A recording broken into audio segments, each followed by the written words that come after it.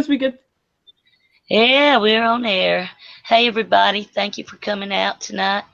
Tonight we have Aziz from Westeros History here. He's going to be talking to us about Bloodraven. Aziz, introduce yourself, hon. Hi there. Thanks for having me. Yep, I am indeed Aziz, as you said, from History of Westeros podcast, and I'm excited to be here to talk about Bloodraven. We're doing an episode on Bloodraven in the not too distant future on my channel, so I've already been thinking about this topic a lot, so it's a good kind of stars aligning kind of situation, I guess you could say. And of course, I've come prepared with my Bloodraven Blackwood shirt, and that's really all you need, I think.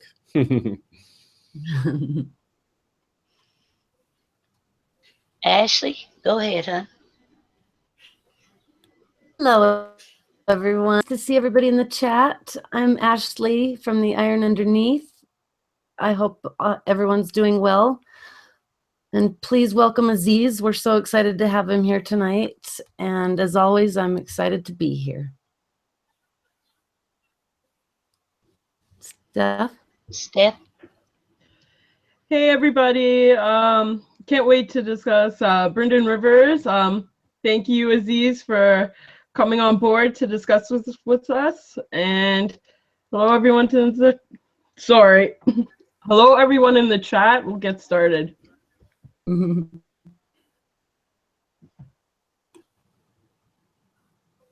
everyone. Nice to see you here, and great to have a good turnout. Thanks, Tarzan. And thank you, Aziz, for agreeing to appear with us. Thanks very much, and we'll get started. Take it away, Aziz. Sounds good. Well, my start off with, just to get the ball rolling, was a fun anecdote.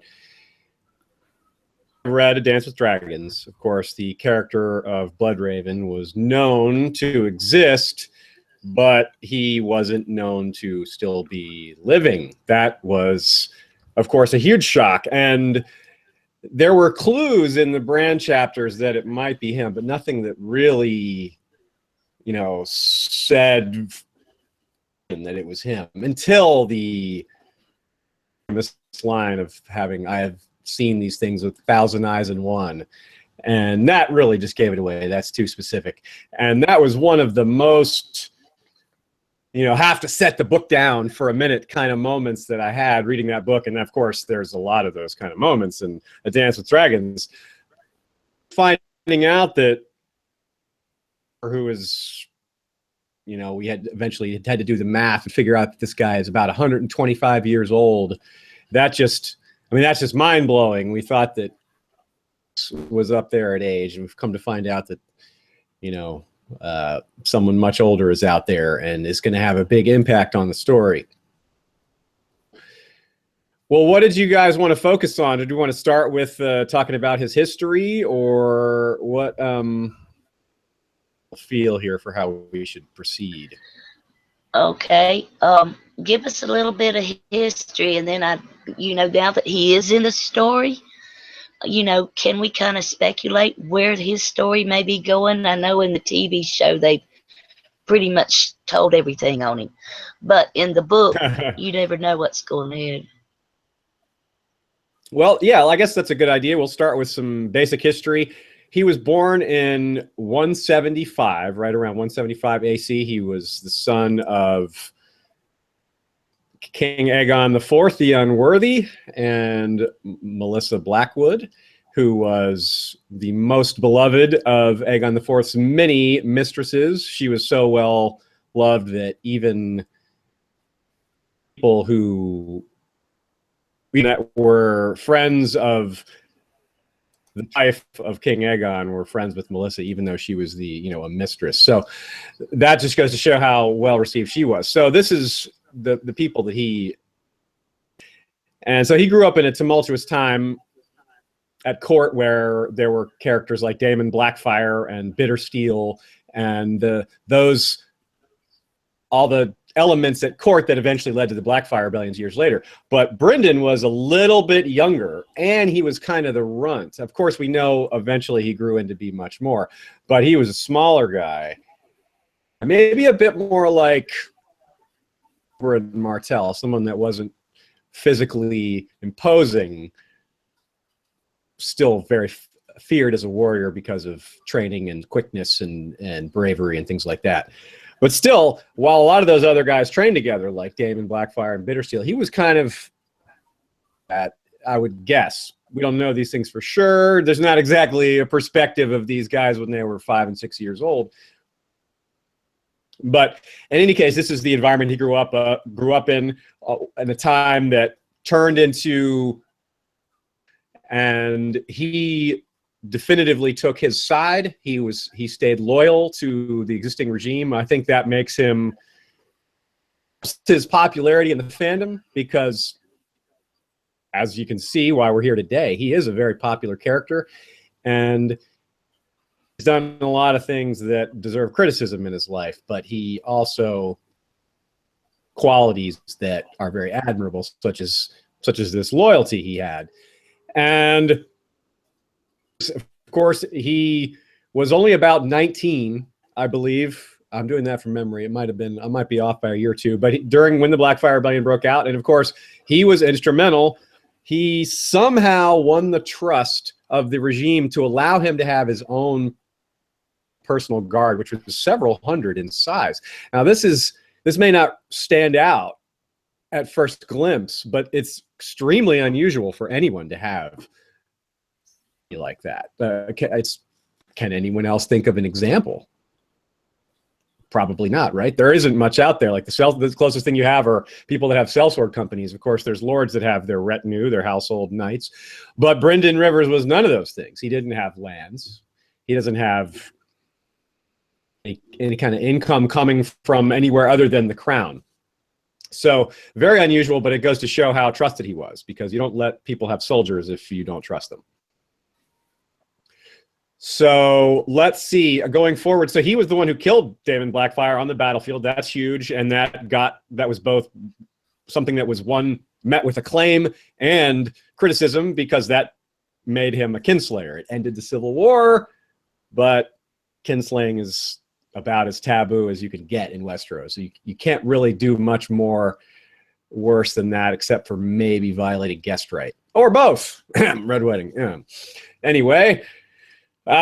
So he became a sort of unpopular Hand of the King. He was named Hand of the King around 209 after the Great Spring Sickness killed King Daeron, as well as his heirs and a lot of other people just around the realm.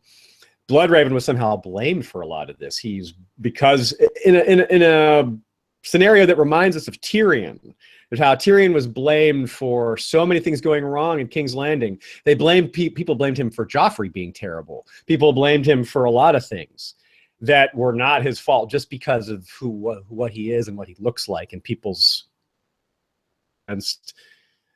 his basically mostly what comes down to his physical appearance. It's the same thing for Bloodraven. He's an albino with one eye and it's red, and he's just got this birthmark, and unusual looking guy, a fearsome looking man. And so that led him to be mistrusted, and also he was a little bit too focused perhaps on his half-brother's schemes to continue the Blackfire Rebellions overseas, and that led to him realm in ways he should. Dagon Greyjoy down the western coast, and there was a lot of complaining because the crown did nothing about it. The Lannisters and Starks had to take it upon themselves, and it didn't go that well because Dagon kind of outmaneuvered them for a while. There's a lot of reasons for Bloodraven to be hated. They blamed him for the Great Spring Sickness. Not fair, but they did it. The drought, same thing. They blamed him for it. Again, his fault, but they blamed him for it anyway. And Dagon Greyjoy, well, that might have been partly his fault, so they certainly blamed him for it. This is the point where things really pivot for him as the next set of Blackfire rebellions come across. He in the Third Rebellion, and defeats Bittersteel in hand-to-hand combat, we think. They definitely had another duel, and Bittersteel was eventually captured. So Bloodraven won that fight, and maybe even won that fight leading to Bittersteel's capture. Bloodraven then was kept on as Hand of the King by Maekar 2 years later when Aenys the First died, which is because Maekar not a fan of Bloodraven, partly because he thought he deserved to be Hand of the King, and Maekar, who has a lot in common with Stannis, i.e. For comparison, think about how Stannis was upset with Robert giving Storm's End to Renly and Hand of the King. There's a lot of different things that Stannis had grievances with about Renly, or with about Robert, well, and Renly. And that's a very strong parallel here. Maekar had a lot of complaints about who he picked. But he must have recognized that Bloodraven was doing a good job because he kept him on his Hand of the King. Bloodraven had one of the longest runs as Hand of the King. And at this point, we're only about to halfway through his life. And this is, I've been speaking for several minutes now. This the problem with someone having being alive for 125 years is they have a long history, right? So continuing on, he made a very fateful decision that sent him into what we could kind of call the real dividing point in his life. The first part of his life was being Hand of the King, being part of the nobility, being part of the royal family, being a leader, and the Blackfire Rebellions. Aenys Blackfire, a contender for the Iron Throne, but a man of peace who wanted to perhaps unite the warring Targaryen Blackfire factions together as king. This comes after Maekar is killed in battle, and also, like Stannis, in a situation that's a bit questionable with regards to who comes next in line. As we know, Stannis' heir is Shireen, and is, you know, so a lot of people aren't comfortable following a young girl. They had to have a great council. Who's going to be king? And this character, Aenys Blackfire, who was the 5th son of Daemon, comes across and says, King, the civil wars will end because, you know, here I am, and this is a peaceful resolution. But Bloodraven used this whole thing as a ruse and executed Aenys. Now, this was to do, but it was also extremely dishonorable because he promised him that he could come like an envoy. So, which is, you know, that's a violation. That's basically violating guest right. And certainly how a lot of people saw it. And when the new king was named, obviously it wasn't Aenys, since he had no head. It was the unlikely Aegon the 5th, Egg. And one of the first things he did was throw Bloodraven in chains for dishonoring the word of the Iron Throne, which, you know, is really important. If people can't trust the Iron Throne, they can't do trade deals. They can't trust in any promises the Iron Throne makes. So he had to set that aright. Despite the controversial nature of his whole tenure, he obviously was effective, or he wouldn't have held on to that role for so long. And to prove how much loyalty he inspired despite figure, when he took the black, which was his punishment for dishonoring the Iron Throne's word and for executing Aenys, many of the Raven's Teeth, his personal army, went with him. They took the black with him. They certainly were under no obligation to do that. That's quite a statement, joining the Night's Watch. So I think that's an underappreciated facet of his personality, is that he did inspire loyalty in quite a few people, despite his controversial and some of the decisions he made. And more sideways look at things, these Raven's Teeth probably had a bit to do with why he rose through the rose to become Lord Commander of the Night's Watch so quickly. It only happened, if I recall correctly, it happened within 139 maybe, or no, I think it was 152. So he got there in about 13 years after taking about 16 years after taking the black. I don't have the data in front of me, but he got there pretty quickly. And I have to think that just the fact that he had been hand to the king, the fact that he had leadership experience, and the fact that he brought some voters with him got him elected to Lord Commander. And not that long after, he vanished. 6 years later, he vanished. Okay. Is it 6 years later that he became Lord Commander, or? Yeah. Okay. So he vanishes on a ranging, which is interesting in and of itself, that he was still going out on rangings at an advanced age. Not unlike Georg Mormont, really. What happened? We don't know how he got lost or what the circumstances of it or who was with him and if they were lost too. It's a big open question. And since he's still around, there's a decent chance we'll learn the whole story. Some point he wound up in this cave. He had his awakening as a green seer. Perhaps the circumstances maybe were a bit like Bran's. Maybe someone reached out to him and drew him out and encouraged him to go beyond the wall and seek this cave that the three-eyed crow, Bloodraven's cave, maybe 50 years before, 40 years before, whenever he first dreams about it, or however he was reached out to. Maybe it mirrored Bran's experience a bit, obviously, you know, being a brother of the Night's Watch first. So there's a lot we still don't know about him, despite the fact that we do know quite a lot. And his, as Bran's mentor, is of course crucial. And asking the questions about him is going to help us figure out, and as best as possible. Although, to be honest, Bran's plot, I think, is one of the hardest ones to figure out. But that's a whole nother story. So I think that lays out the history pretty well. And let's go from there.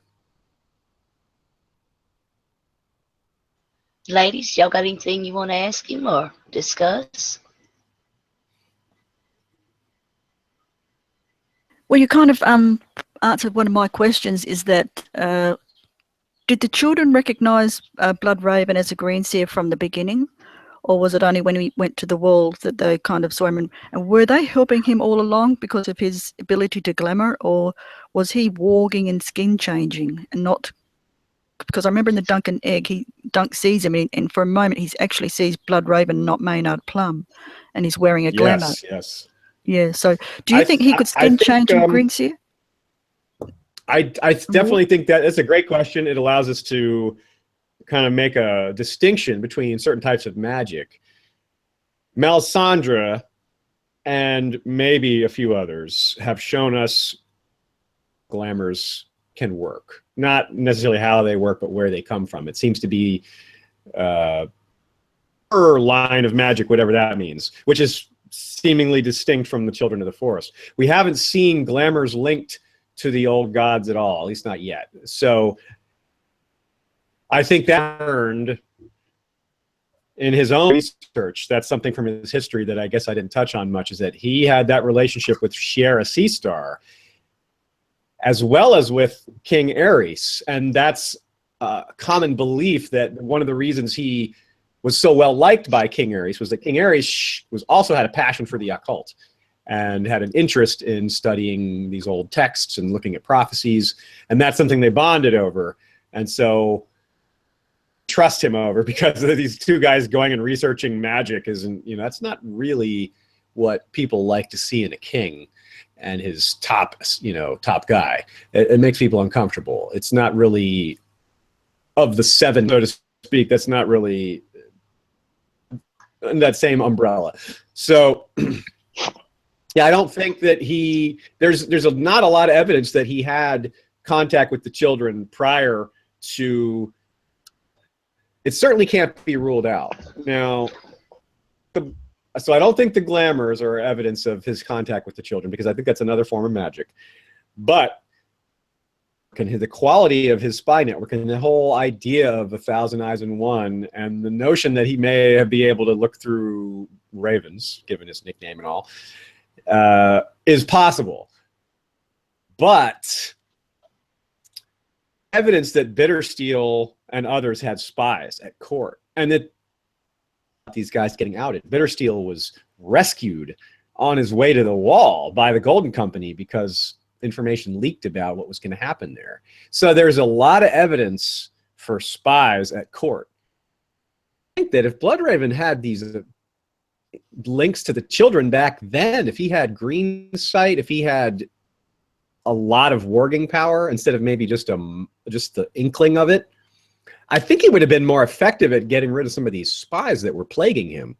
But that's taking the concept too far.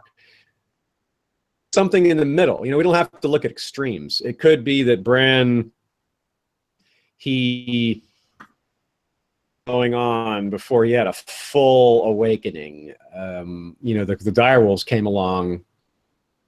He fell, for example. There was stuff happening. Gears were in motion. And maybe if he hadn't fallen into a coma, it may have come along more gradually, because it's a little easier to get into people's heads when they're dreaming. It's a common theme. So if he had not been in a coma, he may have been a little harder to reach. But it still would have happened, I think. Bloodraven would have just process. And it could be proximity. And, you know, having to have a heart tree nearby, and there's no heart tree at King's Landing. And that's where Bloodraven would have spent a lot of his time. But if he had gone back home to Raventree Hall, where they have this tree, but that tree's been dead for a long time, so I don't even know if they could have reached out to him through that one. So it's hard to see how it would have started.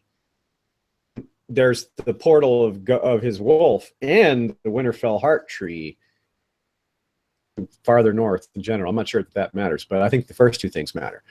So I'm going to get, my official guess is that he didn't have contact with the children or some other green seers until he went north. That's my official guess, but I don't, it comes with the caveat of it being based on pretty limited information.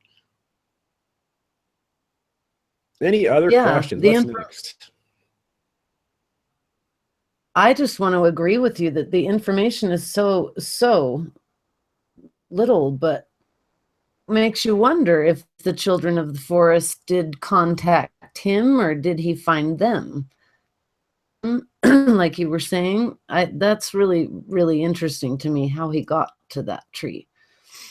And I wonder if that's actually, you bring up an interesting point with Bran. He had to be reached out to, and he wasn't exactly eager to go down this rabbit hole of being a green seer. He wanted to be a knight. He wanted to be other things.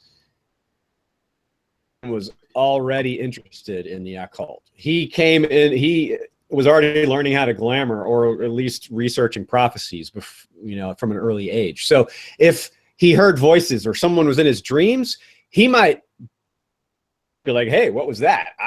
Who's talking to me? And he'd be interested rather than scared.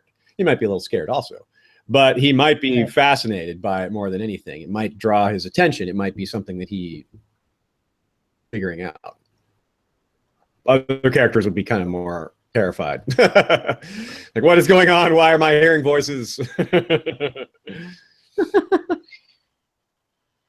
Aziz, do you rule out the... well, I was going to ask you about dreams. Do you rule out the children of the forest sending him dreams as a child like they did with Bran? With him being albino, he would have had some, you know, sensitivity to light and other genetic factors that were going on as well. So could his genetics have made him more susceptible to being picked out by the green seers? Children of the forest. Very possible. Bloodraven tells us straight up that, or that the children rather, the old gods, quote unquote, sometimes mark those with the gift by giving them different traits. Like he himself mentions that green eyes or red eyes sometimes are an indication of that 1 in 1,000 or 1 in 1,000 of 1,000, depending on what you're talking about. Green dreams or full-blown green seers. Jojen Reed, perfect example, very green eyes. it seems to be brown eyes. And Raven's red eyes, of course. Now, Bran is an exception. His eyes are pretty normal. I mean, they're normal Stark eyes, but Bull isn't supposed to be hard and fast. So, given that Bloodraven points this out, it must be something the children recognize because it's that out. They have such an easy, obvious physical trait to look for. Then, yeah, he would have been distinct right away with those red eyes. And if they can see him, if they have ways to like look out into the world, like, I don't know, like Professor X using his machine to look for other mutants, if that analogy works at all, just some way of the magical forces allowing them to reach out and beings. However Bloodraven found Bran, if that same magic applies here because of the physical traits, because Bran didn't have any, like, nothing on him that physically marks him here, but the red eyes do mark Bloodraven. So maybe, yeah, maybe they found him that way. It's a compelling possibility for the idea that they found him much earlier in life, and that well before going to the wall. This it does open the possibility for the alternate idea there. That leads me to something really quick I wanted to ask. Is something that I was talking about. Nan, she had brought up a line from the Bible where God says to Cain, your brother's blood is calling to me from the ground. You think of Bloodraven and Bittersteel. This field, maybe it just was always talked about how soaked with blood it was, and to even make the land unusable. We don't even know where it is, I don't think, do we? So you cut out for a second there. Know where what is? It's where the red grass field. Oh yes, the red grass field. Yes, I once worked on this. I once worked on this problem with Jeff Hartline by looking at the Lands of Ice and Fire maps. We did figure out one clue that deduce where it is. We believe it was southwest of King's Landing. Reasons, mostly because that's one of the only places. It's pretty much the only place that had hills nearby, and this supposedly Bloodraven climbed up on this weeping ridge to shoot down Daemon Blackfire. So we figured there had to be hills nearby, and those are the only hills we could find in proximity, because we're told that if Daemon had, moved on and quickly, so that implies he was fairly close.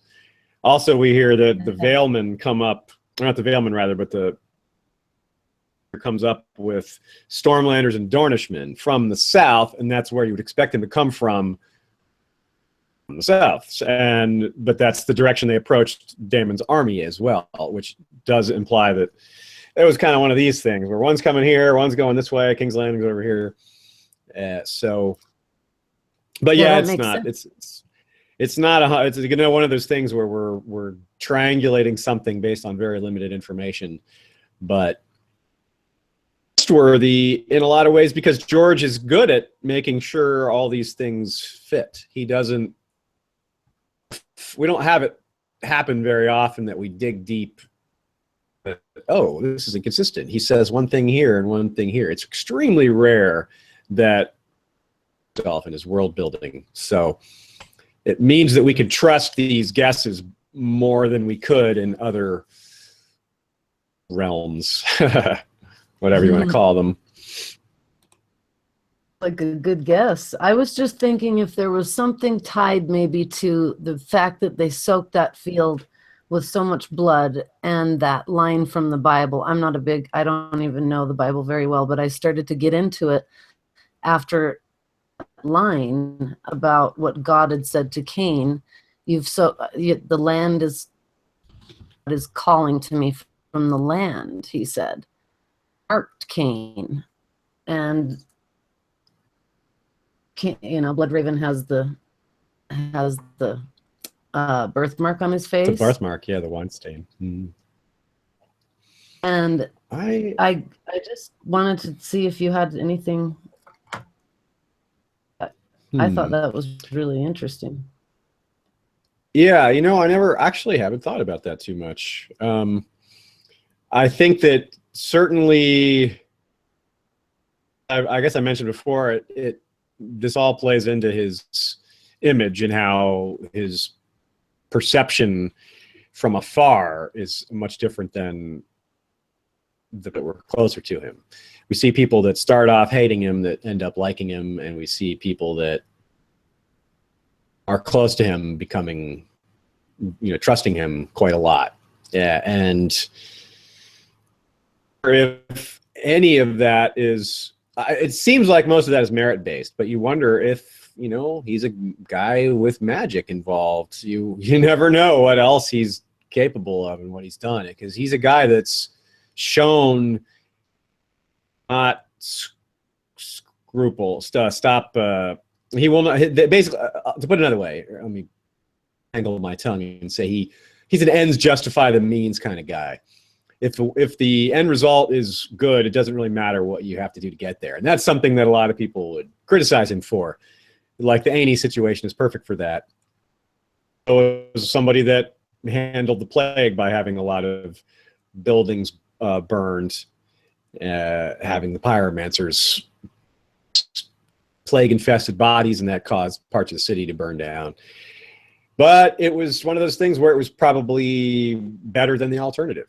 But you still get criticized for making those tough choices. I'm pretty far afield from your original question, but hey, that's a Song of Ice and Fire for you. There's always so many threads to pursue. That's true. I was this is kind of with Bloodraven, and it's going a little bit north of the wall with him, and I think most people kind of got a handle on his history more or less. So I'd like to ask a question, and I've been speculating. We have different opinions on several things, and we enjoy it. We have a good debate about it. But I have thought that the Night's King, or the whoever is in charge of the White Walkers up there in the Land of Always Winter, has impaled these dreamers. And when you look at the word dreamers, they are basically green seers, if I'm not mistaken. If I am, correct me, but they impale them. If by the same token that Bloodraven and Bran, or Bloodraven has that tree growing in and out of his body, by the same token, could the green seers have passed on some of their green seeing abilities to these people with the spires, which, you know, when you look at spires, is like a temple top, you know, a steeple. So it implies a religion of some sort. So can you kind of tell me what you think about any of that? Great question. I think that I have a lot of different hints and some straight up evidence that there are direct ties between the children of the forest and the others, and that implies a similarity in the type of magic.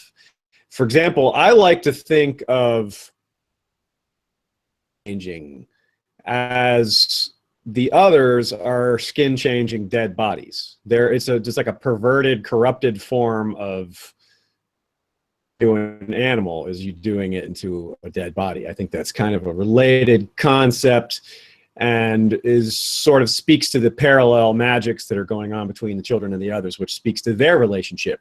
So I think it's a great, the ice spires and the impaled dreamers with the dreamers wrapped up in the weirwood trees or becoming part of the trees. It's I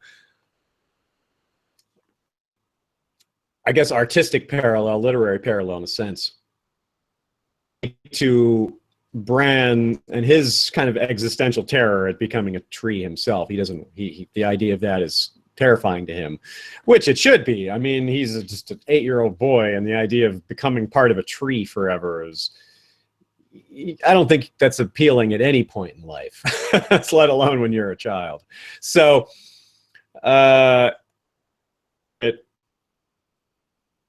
these connections between the dreamers, if we're seeing these connections between this, if this skin changer connection is at all remotely accurate, then we can look at some of these other parallels and say, okay, dreams. Can the White Walkers get into people's dreams, or is it perilous about trying to get in their dreams? And that's what's gone wrong with these people. That's why they're impaled on these spires. Is it just the dark side of, to maybe use a Star Wars analogy, is this like the dark side of the Force? You know, the old God side, there's two sides to it, or maybe there's just one side and some of it's harsher than the other. Because the old gods in general seem kind of like a harsh bunch, not evil, but harsh. I guess that's winter for you. Or nature for you, really. Nature isn't loving, it's life and death. It's both those things. So we might be seeing the others might be more of the death side of it. Maybe the extension of all that, the version of that, those nature concepts kind of gone awry. And so there's also a lot of the fandom wonders how Raven really is. You know, some people even think he might be on the side of the others, or that he's got some sort of evil agenda. I'm not one of those people, though. I do that he is a man who thinks the ends justify the means. So he may be willing to do very dark deeds if he thinks it will save mankind. That may paint him in a darker light, but I mean, heck, we've got Bran drinking something that people might think is blood. It might be Jojen paste. He might be eating his friend. He's already eaten human during his journey north without knowing it. He may have already done it twice. So it's already a really dark situation he's in. The cave is really creepy. And so I can see why people would link this creepy environment with this bones everywhere and this blood, this blood magic. And we hear all these other things about the old gods and the way people worship them, and the sacrifices and entrails in the trees at White Harbor, and all these really dark things that more lately in the story. At first, a little more benevolent, a little more protective, a little more just part of nature. But the farther we go on, the darker it gets. Of course, is feeding all these are tied to the others. We go, it seems like the ties get closer and closer. Yet they're clearly not aligned in some ways, because the whites can't even go in the cave. They can't pass the barrier. That's one clear example of how they can't be 100% working together. Opposed, but who knows? Can the others see through the weirwoods like the green seers can? Some sort of neutral, magical can be used by either side, or are they only the parlance of the purveyance of the true green seers? Big questions we have yet to answer. I mean, bottom line here, the prologue of A Game of Thrones, we see more others in just that one chapter than we see combined the entire rest of the story. So we have yet to scratch the surface with the others. That's an important thing to remember.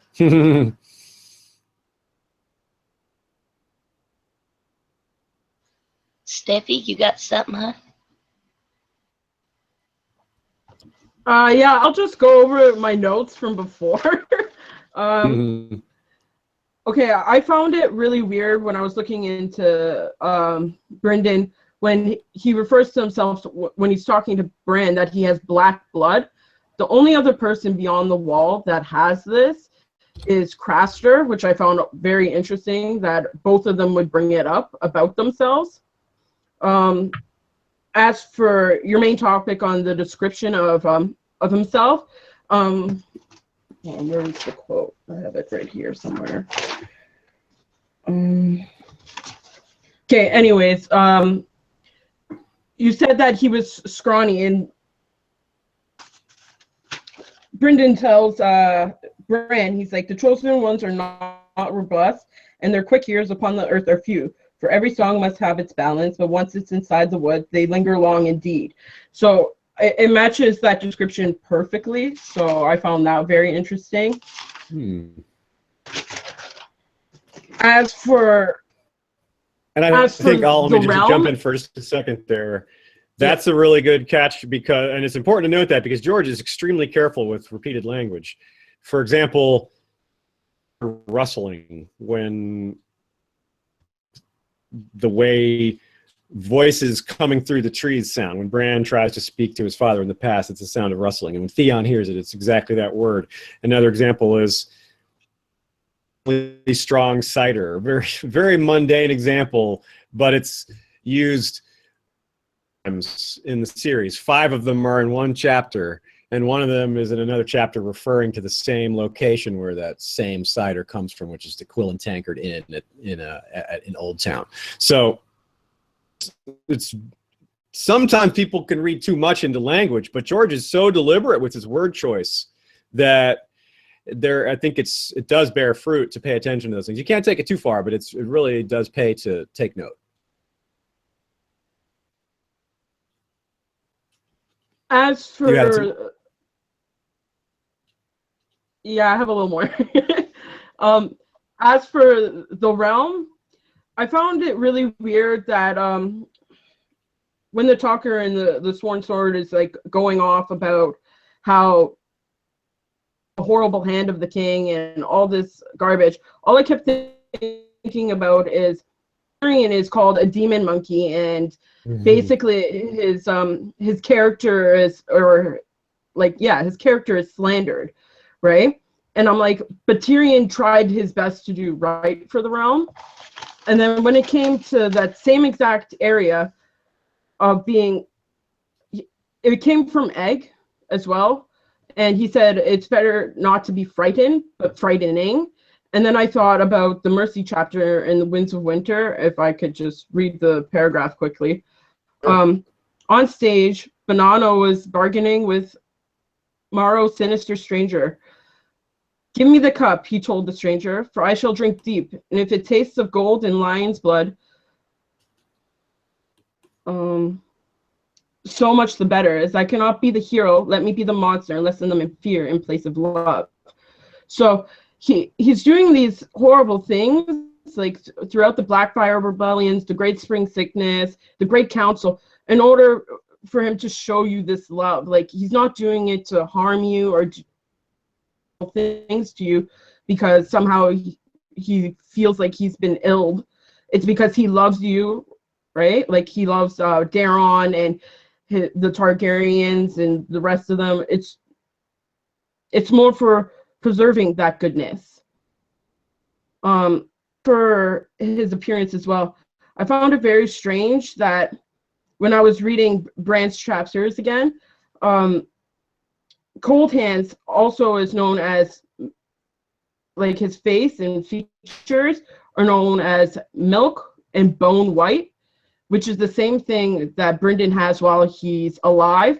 So I had to hunt for some description of his hand to see if his hands are somehow black, because what I always found weird about the battle is usually when someone gets attacked in the eye, they tend to die. It's so close to your brain that you wonder that during the process of maybe becoming a green seer, like, he was already a skin changer throughout the books, like we've already seen that, but maybe much like when Bran fell from the tower and lost his ability of his legs, and we've discussed this, the ladies and I, on whether Bran died or not, that maybe Brynden died at that time as well, but due to the trauma of that, maybe that is what awakened his green sight in that regard. And yeah, that's about it. That's an interesting idea. Yeah, they're just whether or not he literally died or not, but the idea that trauma, the physical trauma, could trigger or open perhaps things a bit wider for someone to get into his brain a bit, like the coma opened things up maybe a bit for Brynden to get into Bran's head. Yeah, maybe he was just laid up for a while with an infection, and he had a high fever, and it was touch and go, and he was, made him more susceptible, for example. That is never thought about that connection of the eye injury connected to as a parallel to Bran's trauma. That's a cool thought. And I wonder as well about general what because he also would have been making changes to his life. You would think that he would have to relearn how to shoot a bow and arrow properly with his depth perception being out of whack. I've read about that because it did occur to me as well when we were preparing some of these other episodes, what kind of impact that has. You can learn it, you can learn again, but it makes shooting far away a lot harder for good, just forever. Short range, you can learn to be about as good as you were. Are permanently affected on longer range shooting. So he may have had more time for if he's out there practicing, realizes he's not going to be effective anymore. Working on other things. He may start turning his attention to, may have gotten him more and more down that rabbit hole of the occult and thinking about the children and his Blackwood heritage. Maybe maybe he thought about that and the blood of the old gods, and maybe he's over the many years that passed, if he's doing research on the occult and looking at prophecies, of course he would, over time, of course, why not look at the weirwoods one day? Out of all those years that passed, if he's interested in magic, he's going to look at the old gods. He's going to think about the children of the forest. Ways that this fits, and these can all of these things can, some of these things can kind of overlap. Maybe a combination of factors. It's both. George has a lot of options. Maybe he hasn't fully decided himself. I think sometimes he does that. We know he does that sometimes, but we don't really know how the scope is of things that he hasn't decided on. For example, I'm sure he knows some of the basics on how the story is going to end, but he doesn't know the precise manner in which each character is going to meet their fate, whether or not they survive or not. But he's probably figured out, he's probably got a basic idea who lives and who dies, but maybe the hows and whys are not there. But maybe he hasn't even decided on some very big things like this, like some big major parts of how this old god's magic even works, how the others interact with that, which parts of it they can use, which parts of it maybe they've corrupted in their own way. Those things he may have fully fleshed out, and some of them they may just be still seedlings at this point. Hard to say, of course. We'll know more when The Winds of Winter comes out. We'll get a whole lot more, I would expect. A book with that title should have a lot more of the others in them. Okay, I'll just ask a question from the chat because I'm going to take note of what the chat is saying. I think it's from Plexi. And he asked, are there any theories discussed relating to eviction of Blackwoods from the north? That is a good idea. Yes, there are some theories. I'm only aware of one major theory on that, which should be the idea was that they were mixed up with some of the really old wars of the petty kingdoms up there. Setting the stage a little, let me back up just a little bit. Back then, there would have been no one united north. There would have been different small kingdoms before they had kind of evolved to be, the centers of power had evolved, where the Boltons and the Starks had really established themselves. Yeah, very old, the first of the first men, almost, you could say. And the idea is that the rumor is that the Wolfswood used to be called the Blackwood. That's the case, and we know for a fact the Blackwoods used to be from the north, that they migrated south under circumstances that are not clear. Well, that just fits too well, doesn't it? It seems that would have been their territory. That would have been named for them, or vice versa. They were named for it. Probably they were named for it. But that would imply that they had some sort of major conflict that they lost out on, but not so badly that they couldn't escape. A lot like the Manderleys. It sounds a bit like that, except for that the The Manderleys came so much later. But we think that the Blackwoods were a major family, partly because of how much they've traditions. I mean, they're now surrounded on all sides by worshipers of the seven gods and have been so for a long time, yet they still keep to this tradition of the old gods many years later, even though their weirwood is dead. And I think just that weirwood itself is meaningful in the sense that about the old days of the first men, the very first settlements that were being constructed around those times. That weirwood, the Blackwood Raven Tree weirwood, for lack of a better word, is huge, as we know. And so it was probably huge back then as well, because they grow so very slowly. The other trees that were around. Prime location. You have a time when there were no seven gods. All the worship was of the old god. And you have this gigantic weirwood. That would really stand out. That would be a prime location. Yet the Blackwoods came down and took it over as their new territory after being ejected from the north. So they maybe, I wonder if they had to that, because, well, again, it seems like it would be a choice spot. A family that could say, hey, this is our heart tree.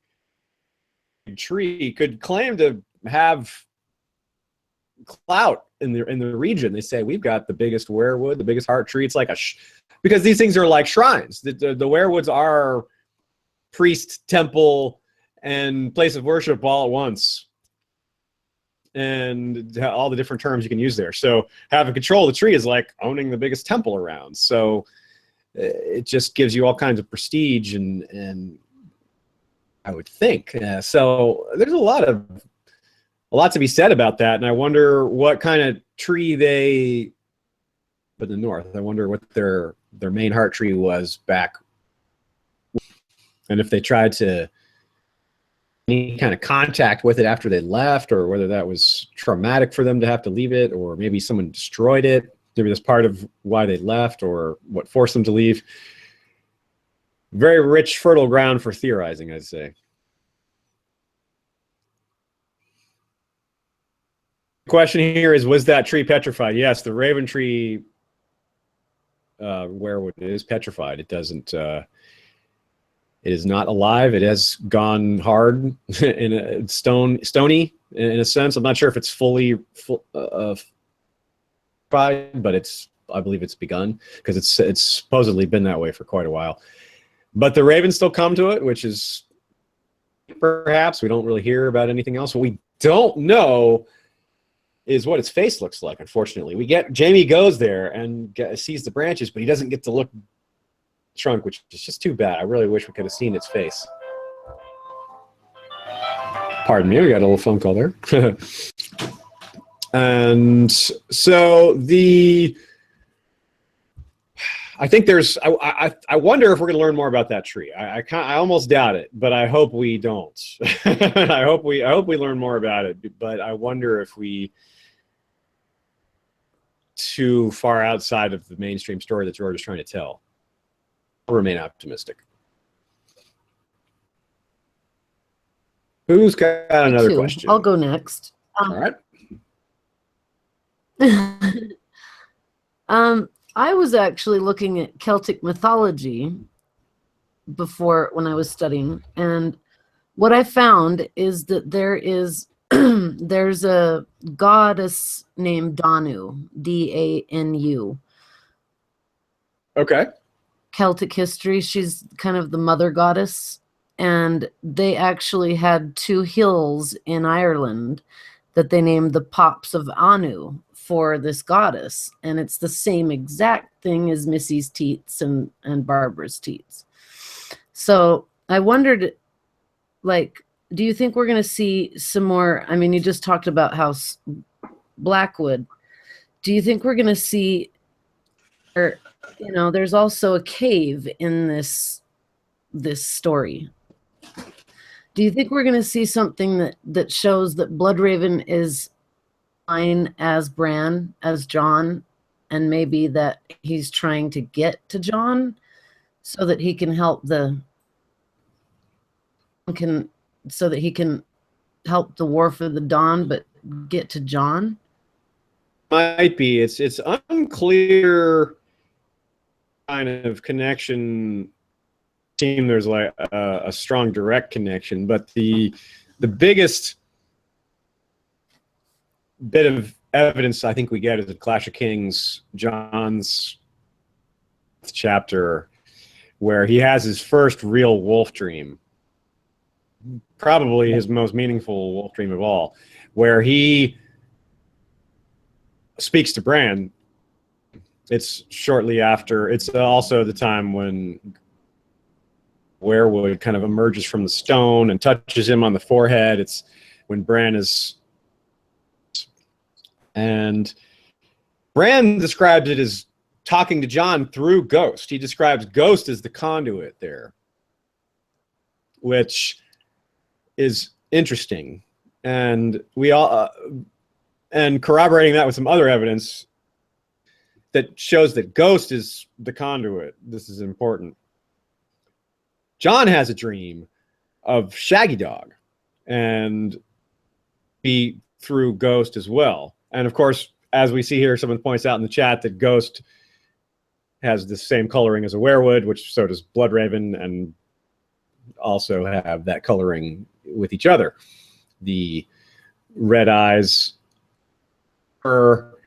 which is because of the red sap coming out of the eyes and mouth, and Eve's as well, and of course the bone white branches and trunk and all that. So, but just George, likes to mess with us a little bit, and that's also kind of how you would describe Melisandre. She's pale white with, but she certainly seems to have no direct connection to the old gods. But she talks about how she has more power at the wall. There is at least some overlap going on. It's just for us to know, because George doesn't want us to know those things. He wants us to think about them, but he's never going to give direct answers, because it would be kind of like getting a handbook on how the physics of the universe works. No one can know these things. It's supposed to be unknown. It's supposed to be mysterious. Right.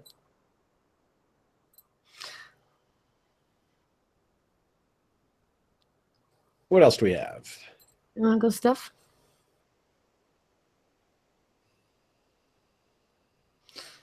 I could talk some more about the the petrified weirwood. I always wonder if it has the same properties as the bones of Naga. Do you think that might? Oh yeah, I do. I do think there is something to that idea. The bones of Naga. There's a couple of possibilities for what's going on there. I think it's been a theory since maybe 2006 or 2007 that Naga's ribs are petrified weirwoods. Part of the reasoning there is that George gives us a clue the way he describes them. He describes them similar fashion to the way weirwoods are described, or he refers to them as like a row of trees or something like that. I forget the exact quote, but it's something that's very evocative of weirwoods. And the idea would be that either these were weirwoods used to make an old hull or a giant or some very large ship that had come aground, and because weirwood doesn't rot like wood, this is what's left. This is what was left behind.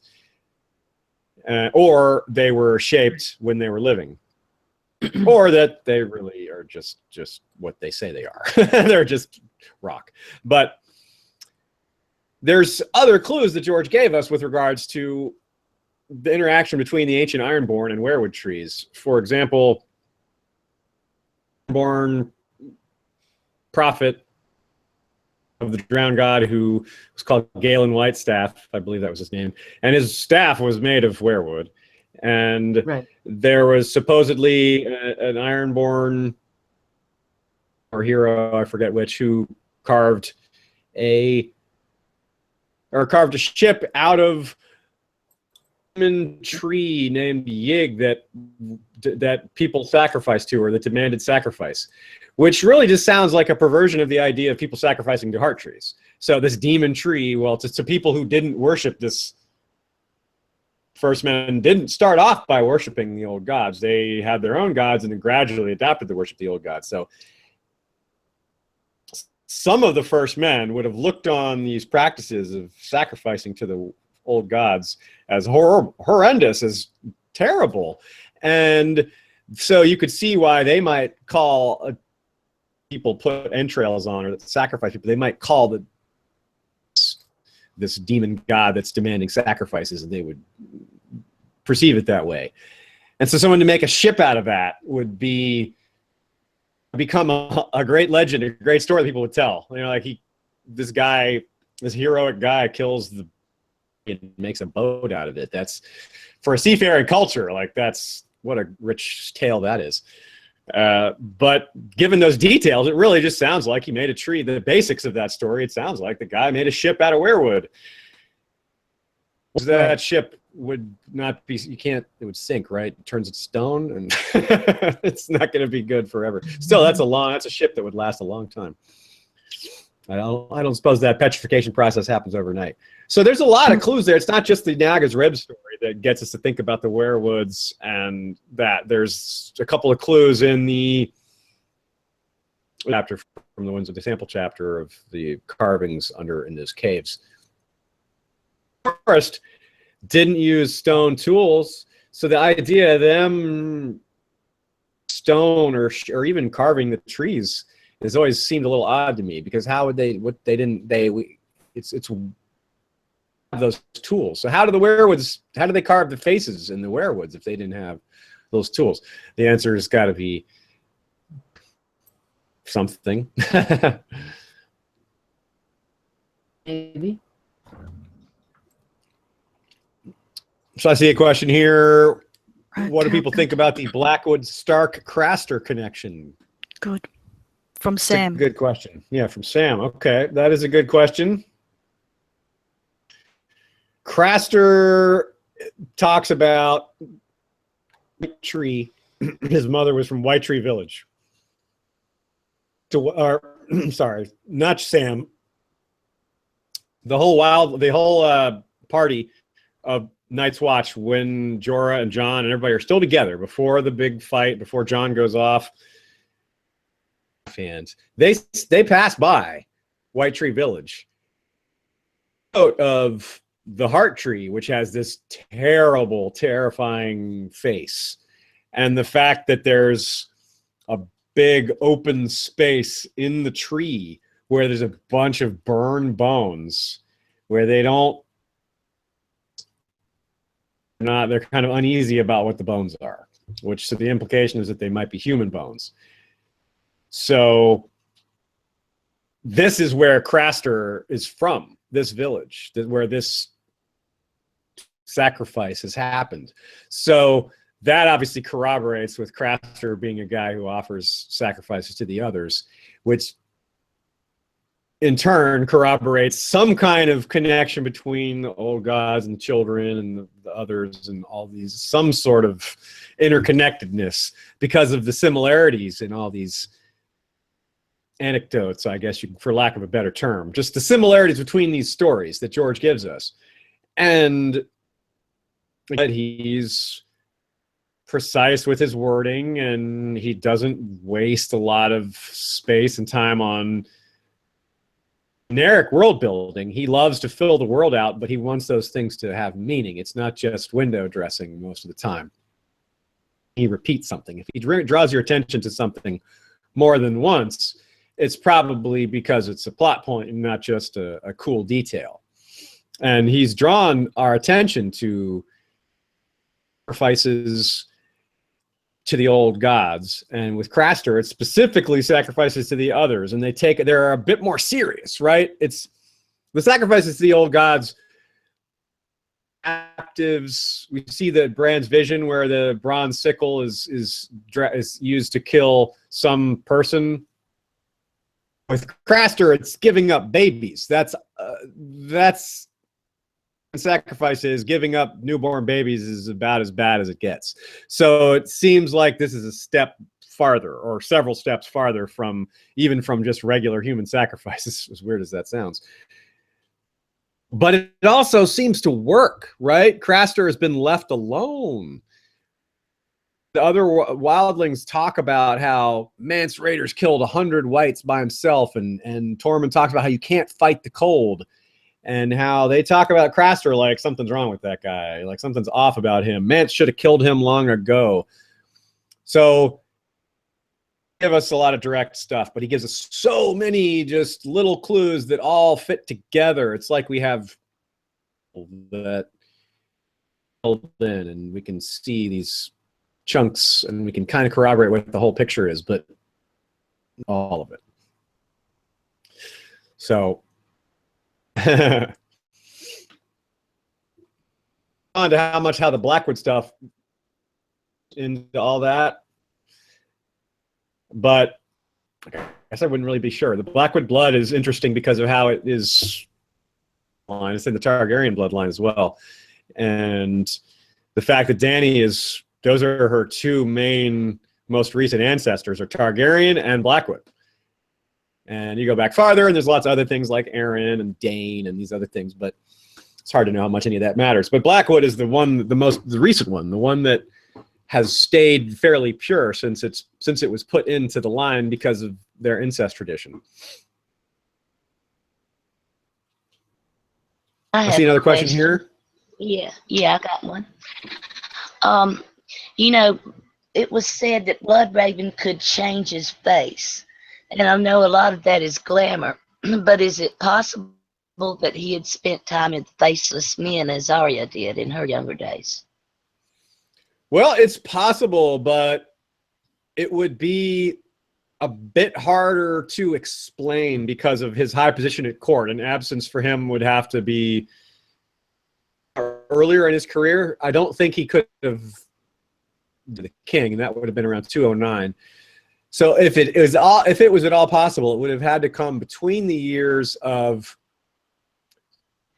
Blackfire Rebellion before he was named Hand of the King. But probably still at a high position even before Hand of the King, because it seems like he was probably Master of Whisperers. In the World of Ice and Fire, that he's the one who figured out that Daemon Blackfire was going to crown himself before it actually happened. So he was already doing spy stuff before the Blackfire Rebellion even broke out. So I have a feeling his high place at court would make it hard for him to go to across the narrow sea and be gone for an extended absence, especially given that's where his hated enemy was, and he might be vulnerable if he goes across the narrow sea to where the Golden Company. Well, the Golden Company wouldn't have existed yet, so that wouldn't be a problem. But Bittersteel would still have been over there, and that might be dangerous for him to go to Braavos. So I can't say it's impossible, but I kind of doubt it. I kind of thought that maybe at a young age, like in parallel to Arya. You mean like before? Okay. Yeah. Like maybe say when he was about 14 or something. Yes, at some time like that. And I do have another one. They said that he would put on the likeness of a three-eyed dog and turned into a mist. Is this mist a reference to Merlin? We've discussed I think George this before.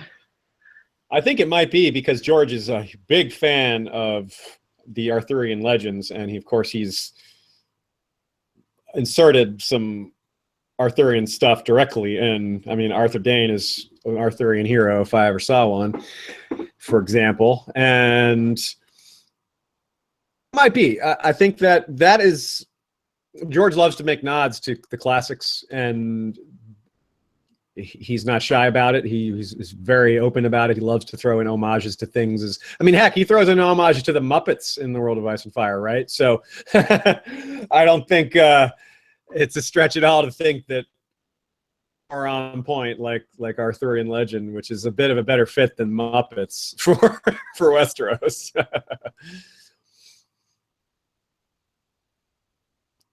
What else do we have here? The importance of the Direwolves. Okay, well, in what do we have a more specific reference to the Direwolves, or just in general? I just think perhaps maybe Bloodraven sent the direwolves to the Stark children, especially probably John, because Ghost looks so similar to himself. And I think that's where Carol's coming from. And also, I think that, Maybe how they. yeah, I think that Aziz, go ahead.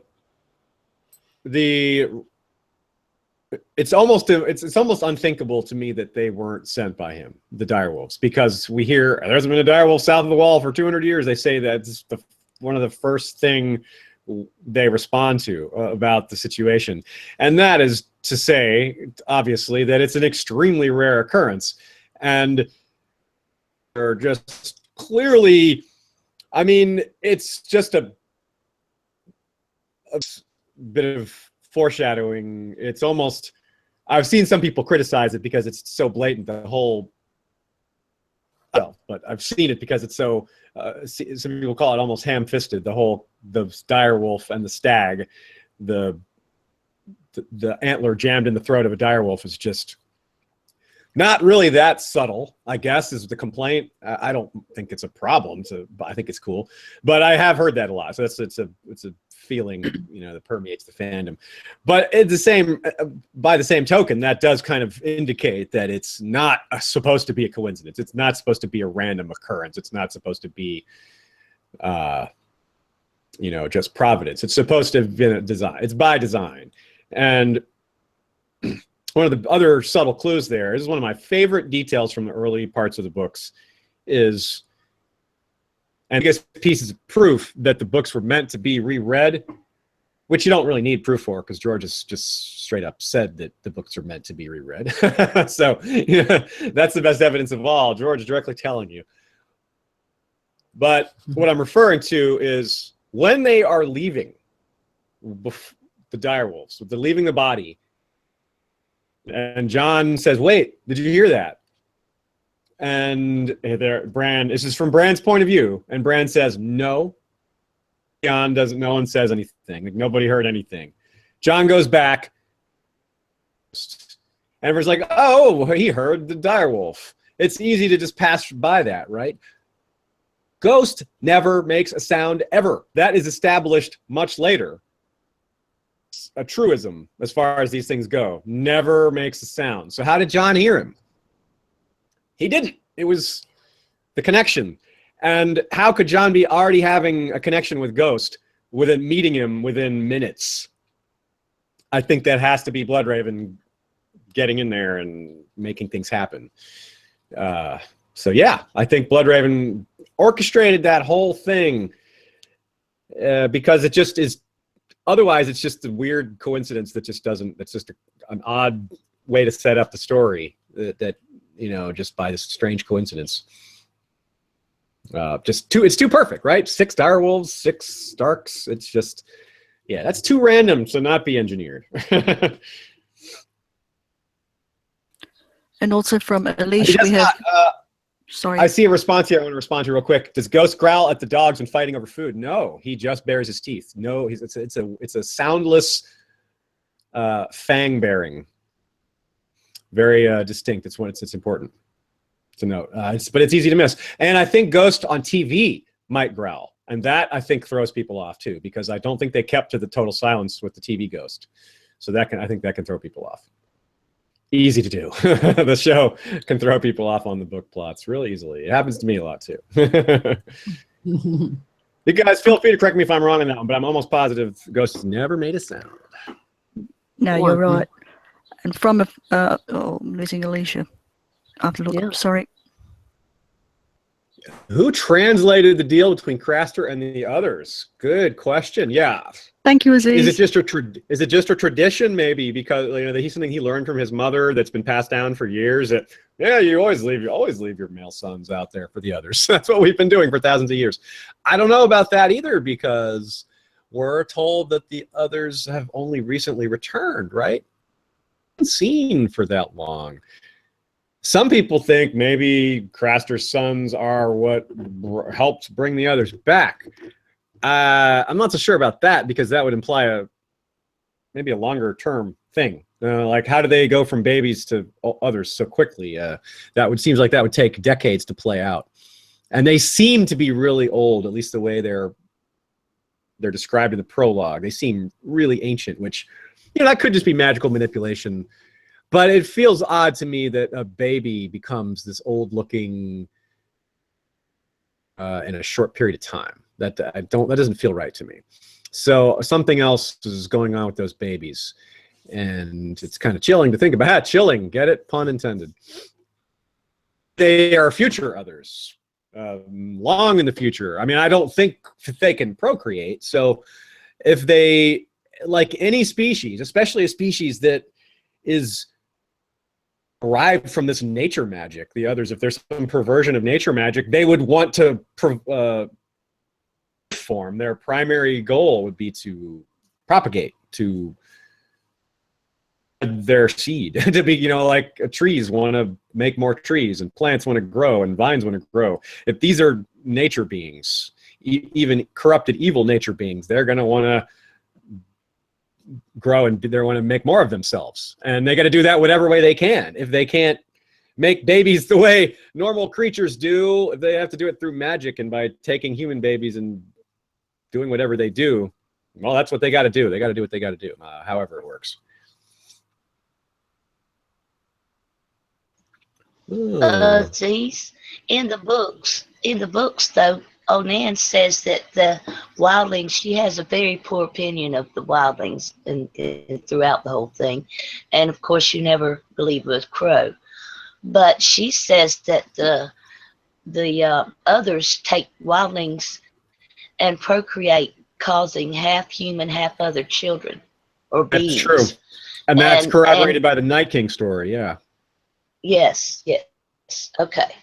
So, you know, I know they're not going to show it in the show, but could that possibly have something to do with the why they're coming back? Has the pact been broken or something like that? Possibly. I'm less. Well, let me split that into two questions. One question we'll have as what maybe is causing them to return, if anything, or if it's just some cyclical thing. Other part of the question would be how they connect to the different bloodlines in light of Old Nan's story with the breeding of wildlings and others, and the Night's King story of him being smitten by this half human, half other being. I think this also is a good thing to look at from a very high level, looking at a variety of different types of magic around the world. For example, the Targaryens, there's the possibility that they really do have some sort of blood of the dragon in their blood, literally. Like that's why Dany's baby came out with scales, potentially part of why anyway. Obviously there was some blood magic going on there, but that is not the only time where that happened. Some of the children that Maegor's wives had had some lizard-like qualities, which kind of sounds like blood of the dragon manifesting itself a little too much. And same with Visenya, the child of Rhaenyra, who was also supposedly born with some lizard reptile-y features. So there's clues that the Targaryens maybe have some literal blood of the dragon. So why not some of the Northerners, maybe the Starks themselves, having some blood of the White Walkers, or vice versa. And the wildlings maybe having some blood of the others, and vice versa. The children seem to have some of their blood in that explains their sort of halfway stature and their closer relationship with nature, and the relationship with maybe having a higher of green dreamers is potentially existing there, and that crossover between beings, like these hybrid races, which George also has thrown out there with the concept of merlings, which is pretty far on the fringes of the story, but it's still the same concept of these half human, half something else. He even throws that idea out there for the Ironborn themselves, as if calling them perhaps descendants of the Deep Ones, which is a reference to the H.P. Lovecraft mythos, which George has thrown a lot of H.P. Lovecraft in his story, just on the fringes. But that concept comes up so much in so many places, these mixed races. And he even has the Valyrians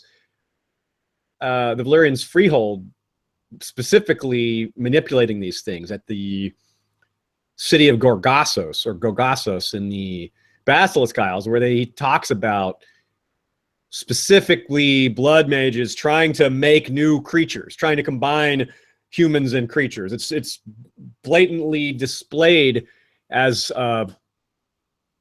Valyrians were trying to do. It's like this kind of ring type thing where they're breeding species that aren't related at all, but succeeding. You know, it's really creepy. So there's so much of it. I have to think that it's very believable. But of course, again, we lack any kind of direct evidence. It's all story. But I don't think George is just trying to really fool us here. I don't think he's giving us all these clues just to pull some sort of big sneaky surprise. I think the truth is obscured enough already. It's already mysterious enough that he doesn't have to have been misleading us this whole time. So I think we are going to find out humanity that may be difficult for certain humans to process when the truth is revealed. And I think that might come through Bran's arc, because he's the one that can see into the weirwood net and see. He's the one who has access to these secrets. I don't know who else could learn these things. Maybe John, but I have a feeling Bran is the real source of that information.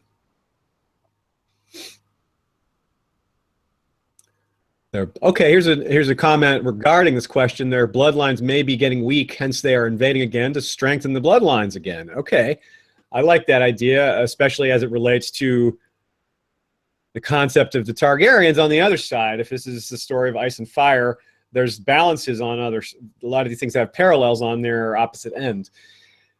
The Targaryen incest has produced some really horrible people, some people that are referred to as monsters, you know, and that's a metaphorical thing. But Maegor, Aerys II, several others, Aerion Brightflame, not all of them were kings. Not all the horrible Targaryens were kings. But there were some really bad seeds. Viserys was pretty bad. So if that's sort of the human side of bloodlines degrading through something that we real life humans are familiar with, we know that incest degrades genetics. It's a bad thing, generally speaking. Familiar concept to us as people. So if it's why not have that happen to the others as well? Why not have, over the long term, they get weak? Because it may be sort of like, it feels almost like a vampire-y in a sense. Like they're not like vampires. They don't drink blood. But it's almost like they need this infusion to live. It also reminds me a bit of what happens at the House of the Undying, where the truth behind these illusions that helps to reveal by attacking them is that they're these old withered husks that are trying to like life force in some way that isn't really clear, but they were trying to manipulate her to get something from her, and seems to be getting their own life somehow, and that they've been alive for a long time. And again, George is just concepts in different parts of the world. Just, you know, we have weirwoods here, and then we have the shade of the evening trees, and on the other side of the world, and they have a lot in common. So I think George loves to tell us story by telling us about the extreme opposite ends of the story by making them literarily similar without being identical or similar on the face of things. What else do we have here? From a question from Plexi. I always wondered if Faceless Men originated on Westeros, but very early First Men left Westeros and eventually became Valyrians, escaping slaces, acquired it Slaves, from Valyrians somewhere. Slaves, yep, that's what it is. Okay, good question. Let's see here. The story that we're told, the story that we're told is that the Faceless Men developed in the mines, in the slave mines of Valyria, but maybe that the idea here, the theory being presented here, is that since these slaves from all over the world, we're told the Valyrians ranged far and wide to get slaves. So the idea is maybe this first Faceless Man was someone pulled from some other culture where that seed already existed. That's a very compelling idea. We're told, for example, singers who come from the Jogos Nye, which is past the Bones Mountains. It's so far to the east. They have almost no contact with the West at all. Yet they're revered in Braavos, of all places, because of this exact concept of people from this culture being enslaved and pulled all the way to the other side of the world, but they held on to their traditions. And Braavos turned into a place where cultures and religions are revered because of that common origin, slaves and taken from their homes. So if the Moonsingers' religion can be carried over to Braavos along with so many others, yeah, why not the Faceless Men coming from some other culture? Doesn't have the suggestion here in the question is that it came from Westeros, but it doesn't, you know, the idea could be expanded to say, hey, well, it came from somewhere rather than developing in those mines. It's the seed began elsewhere, maybe Westeros. That's possible because of the skin changing magic, I think is where what she was getting at there. The skin changing magic to the manipulating your skin. And maybe relate that to what's going on with the Boltons, which I think is a good little tangent. The Boltons, I don't think the Boltons are directly related to the Faceless Men in any way, but there are certainly some parallel ideas that can't be ignored. What I think, my pet theory for the Boltons is that they were not skin changers. Starks and others were. And we know that because of the Stark marrying the Warg King way back when, and we've seen Starks having, you know, the occasional Warg in their bloodline, and in other places around the north. So the response to that would be, you know, if someone's a skin changer, well, you would, those people, you would flay them. That would be like a response to that. Back against that type of magic. It's like if the Starks have that, the Starks and Boltons are ancient enemies. Well, this is what they would do. They would develop hatred for certain things associated with the other. That's not what I didn't mean to make that reference, but the opposite. So if the Starks had lots of wargs in their bloodline, then the Bolton response to that would be to flay them because some of them are skin changers. So yeah, right. And then maybe the Boltons were trying to take that power for themselves, or if not, just, you know, brutalize it. So if they were storing those skins, there's that rumor the Boltons have a room with skins in it, well, with faces and stuff hanging in there. Well, that obviously sounds like what Arya discovers with the faces in it. You know, in Braavos, they keep a room of faces, and she wears one, and she gives her bad dreams, and she feels the pain of the person that wore it. That all is a fascinating rabbit hole to get into. And circle back to the original question here. I think there's something to the idea that the Valyrians, by collecting slaves from so many different places around the world. I mean, we see how far they range. I mean, they went all the way to Nath and the Summer Isles. I mean, that, if you look at the map, that's really far away. And if they're going that far and they're going all around the world that is full of different kinds of magic, yeah, it is completely plausible that they could have pulled these things together. They pulled these elements from a lot of different places, and that made the magic more possible. This is actually kind of a new idea I'm having on the spur of the moment. Okay, so consider the idea of Melisandre talking about world and how her magic's more powerful at the wall for kind of unexplained reasons. Well, it's kind of a popular idea in the fandom that Valyria was one of these hinges. That's why magic was so powerful there, is because it just, for whatever reason, it worked better there. The magical forces, the ebb and flow around the world, it just, like the Gulf Stream or something, it's just stronger in some parts of the world than others. We don't know why, but don't question it. It's just like the weather. Something's out there affecting it. So maybe magic was stronger in Valyria than it was in some other parts of the world. The Shadowlands near Ashire are good candidates for something like that, where magic was just more powerful. And that's why people go to Ashire, because there's so much magic there. So maybe someone was brought from a place around the world, from their culture, wherever the Faceless Man origin really was. And by bringing them to Valyria, where magic is stronger, that's what allowed it to start to grow more and flourish, was because those two elements were combined at last. Maybe magic wasn't as strong where this person was from.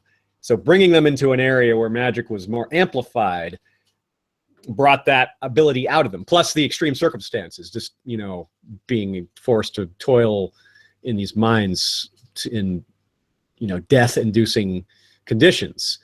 So those the combination of those extremes maybe all work together. Good question. Good questions that get us into new theories are always some of the best. Okay, I got a question. It says, okay, so I'm just going to read you the quote and then just go on from there. It's in Melisandre's first chapter. The bones remember the strongest glamours are built of such things: a dead man's boot, a hank of hair, a bag of bones. With whispered words and prayers, a man's shadow can be drawn forth from such and draped about another like a cloak. The wearer's essence does not change, only his seeming. Now, when goes to the weirwood cave and meets Brynden Rivers and everything, there's a bunch of he mentions giants, children of the forest, humans, animals, like all of these bones are located here. Now, when you go back to Jaime's chapter in A Dance with Dragons as well, Title's Blackwood asks for his son's Lucas's bones. Now, he doesn't really specify where he wants the bones to be buried. He just says underneath the tree. Now, I'm wondering whether that's in the Cairn or if it's in Raventree Hall where the heart tree is. But I'm wondering, is it possible, because Bran hasn't went beyond the heart tree of viewing it. So I'm wondering, maybe this is the reason that Leaf possibly journeyed for 200 years and why she might die there. So their essence, like the bag of finger bones, can be used through the heart tree itself. I just would like to get your take on that. So you think maybe that sort of like how nature sort of always recycles itself, specifically aim to do that in a specific way so that it benefits their own cycles, I guess, the children's, their own existence, as in maybe their own bones, their own essence has some sort of potence to it, is what you're suggesting? Maybe along the lines of, you know, we do see this concept elsewhere, the concept of King's Blood having power, of weirwood itself, you know, and I'm sure there's other examples, but yeah, that's a neat idea. You know, I haven't thought about that at all. It makes me think about, it seems to be a pattern tonight, thinking about where parallel ideas might exist and how those things interact with each other. You got me thinking with that one. That's good. I'll keep thinking about that one. For some reason, I don't feel like what I've said, it's like something nagging at me, like there's more to it, like I'm missing something. Okay, well, I don't want to get stuck on it, but that's definitely gonna get me to continue to think about it for a little while. I may have to come back to it and have more thoughts on it. I'm sorry I stumped you for a second. No, it's good. That's a good sign. Questions that require further thought are a good sign. Yeah.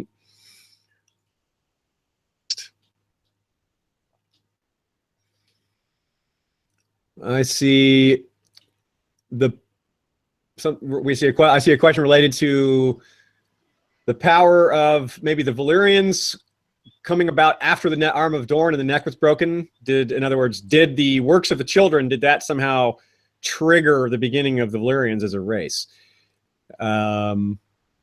Interesting. We in our Great Empire of the Dawn episode, we talked about the Valyrians perhaps because of so many parallel societal things and magics, very specific types of magic, that seemed to be an idea for their origin. But for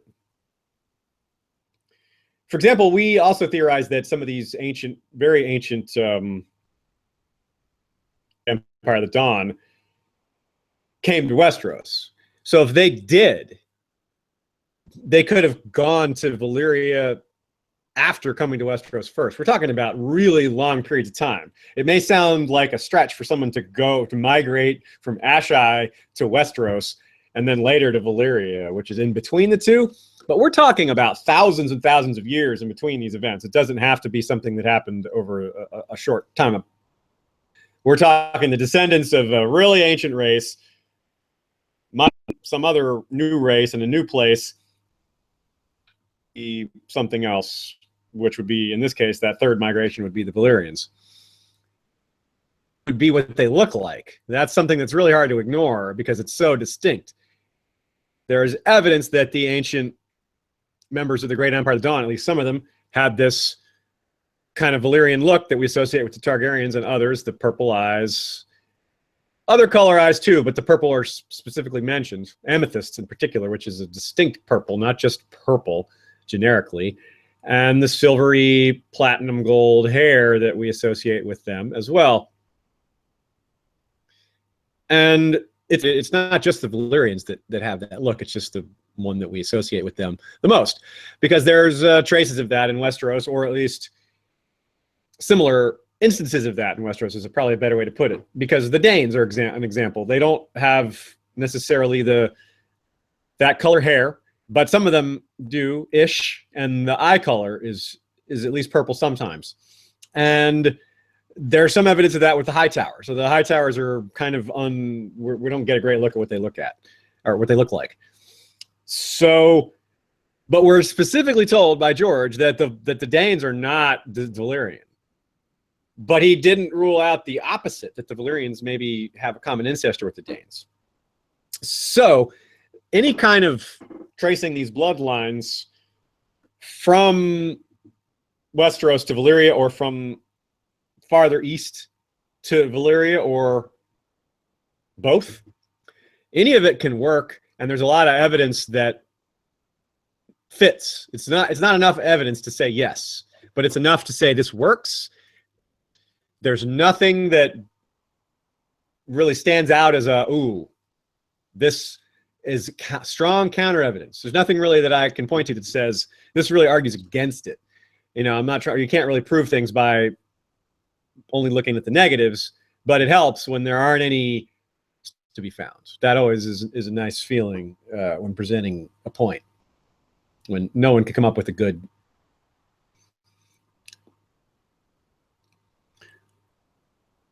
Okay, question here. Someone have a stupid question. Do you guys think there could be any relation with the Long Night and the Doom of Valyria? Well, I don't think that's a stupid question. It's direct connection between the Doom of Valyria and the Long Night is essentially impossible, because the Doom was only about, and the Long Night was supposedly thousands of years ago. We're told about 8,000. Now, even if that number is off, it's kind of hard for it to be off by that much, by about 7,600 years. Concept could be the same. The Long Night could have been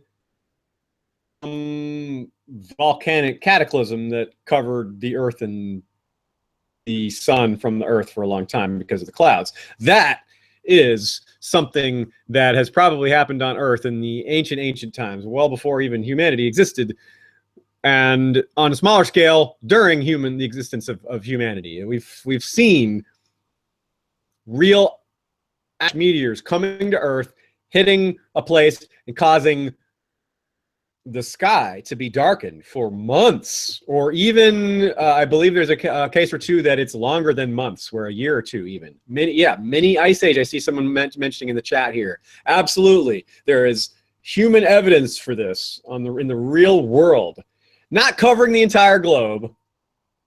Scratch that. We do have potential for that. That is potentially what killed the dinosaurs. A giant asteroid smashing, causing tidal waves, killing the dinosaurs, allowing mammals to come forth later because their predators all died out. Well, most of them anyway. And prevailing scientific theory is that this asteroid, not only did it cause tidal waves and all these other things, but the debris went into the atmosphere. It was so much debris that it was there for years, and that killed plant life and killed some of the smaller animals because they didn't have food. And if the small animals aren't getting food, then the big animals aren't getting food because the big animals rely on eating small animals. So and of course some of the dinosaurs were big 90-ton plant eaters, and you know, if there's no plants, then you all die out. So the idea that a similar type of event could cause the long night, yes, definitely. It just wasn't the specific doom of Valyria because of the big gap in the timeline, but a similar type event. It would have to be bigger than the doom, because we don't hear about the doom the sun all over the world. We hear about it blotting out the sun in that area, in that region. So for a long night, if the long night is volcanic in nature, it would have to have been something much bigger than the doom of Valyria. But it could be, you know, in that category of things. All right, we got some good questions here. What's next?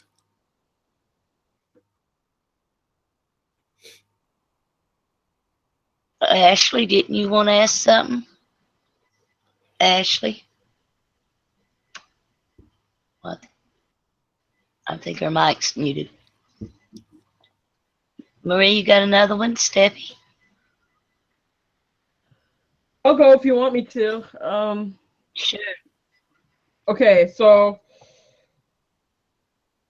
I was just writing it. Okay, so in the long night, the dawn, throughout the Planetos, you basically have the Ronar talk about singing that lifted the frozen water, basically just turned it back to water. Then you have Yeti the building of the forts and so on. So all these areas throughout the world have this long night. Now, when we go to Sam's chapter in A Feast for Crows and he meets Marwyn the Mage, or you go to the prologue of, I think it's the same one, A Feast for Crows, and Pate's there and he's talking to Leo Tyrell and they're talking about the dragon glass. Now, we know dragon glass isn't located from just one area, like they say that they got it from Valyria and then it came over. If these, like Santa says, there's ledges of it on Dragonstone. So I'm wondering if a green seer was given this dragon glass candle, and like such as the possibility of this Night's King being able to, just that one person being able to skin change or simultaneously into these beings all the time, would he be able to send the dreams through this glass candle throughout the world and make them believe, or at least mimic that, so it would be confused or for people to remember somehow? So I guess the basic question, if I understand the essence of the question, it would be like someone like a White Walker getting a hold of a glass candle and what they could do with it, basically. That's the gist of it, basically, and how that could play out. Wow, there is a lot of potential there, I suppose. Given what we know about glass candles, which we're told that they can be used to give dreams to other people, they can hide other people's heads and to see over long distances, which a lot like what Bloodraven was doing with Bran. He's looking all over the place. He can see all over. He's maybe putting the direwolves in place. He's looking in Bran's dreams. Very similar sounding magic. But this is more of a conduit. The glass candle's like a magical device on, well, I was about to say almost like, and it is that. It is a magical device. And yeah, that's a great question. I really wonder. I mean, Melisandre is apparently empowered by the wall. Again, I keep using that example, but even though that seems to have no relation whatsoever to the type of magic that she's versed in. So I can empower her, then sure. I can't argue against the idea of say, some White Walker getting a glass can. Now the problem with this is I don't know how they would get their hands on one in the first place. And considering obsidian is, kind of toxic to them, that might be a problem, but they wouldn't necessarily have to touch it. So that might be an issue for them. The fact that obsidian is like death to them and it's like their kryptonite, maybe. I mean, maybe not. We're told that those weapons kill it. Well, we see it happen, but maybe it's not quite that simple, because it's not like the presence of obsidian like makes them melt. It's actually being stabbed. Yeah, I'm just talking about like a green seer getting the candle itself. I was just using like the Night's King being a possibility, like a reference to like another person, like a green seer, like Bran or Brynden Rivers getting that candle and then sending it out. Okay, yeah, Brynden Rivers getting the candle will be really interesting, because he, given all the things, given his background and his research and his looking up arcane things and studying prophecy, he has to be aware of the glass candle's existence, especially since we know there's 4 of them at the Citadel. So he is probably played with them himself, if not played with them a lot, maybe tried to use them, maybe even used them effectively, maybe even figured it out. We have that's pure guesswork, but it's almost unthinkable that he wouldn't have at least gotten involved with the glass candles, asked the Citadel if he could, take a look at one for a while, something like that, gone to visit it himself. So he would be aware of what their potential might be. But that is, we're told that only now are they starting to work again. Earlier in his life, they may have just been dead, like we're told that they have been for so long, because he wasn't around in the era when dragons were alive. If that's the connection, maybe that dragons are just part of it all, and the reason dragons are back is the same reason that the candles are back. It doesn't really matter. It's a chicken or the egg kind of thing. Bottom line is dragons are around and glass candles work again.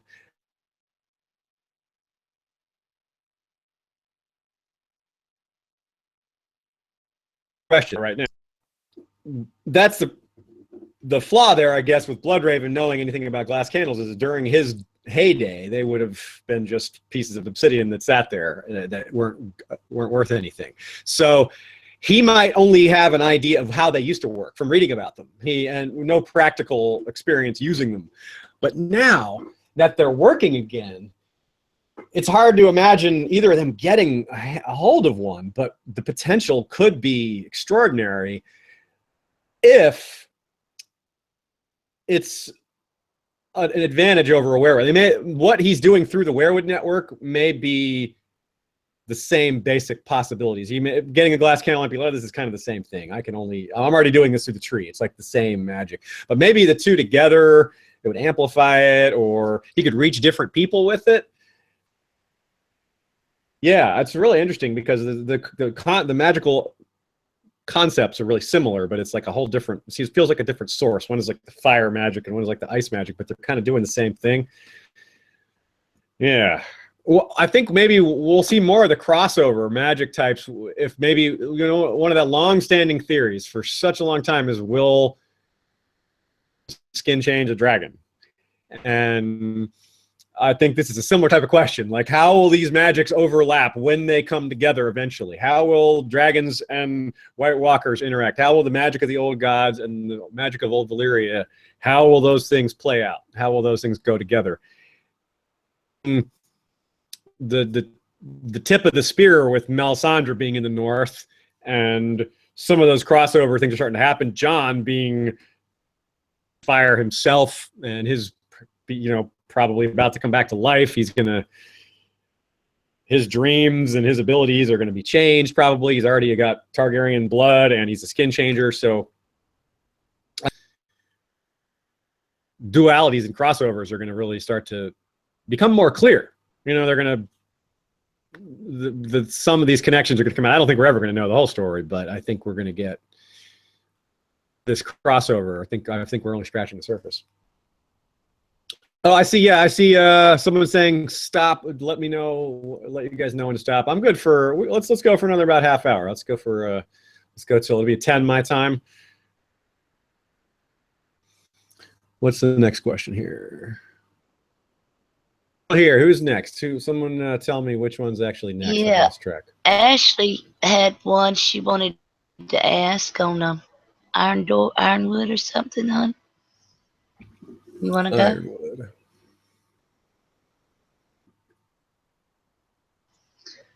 Get unmuted, girl.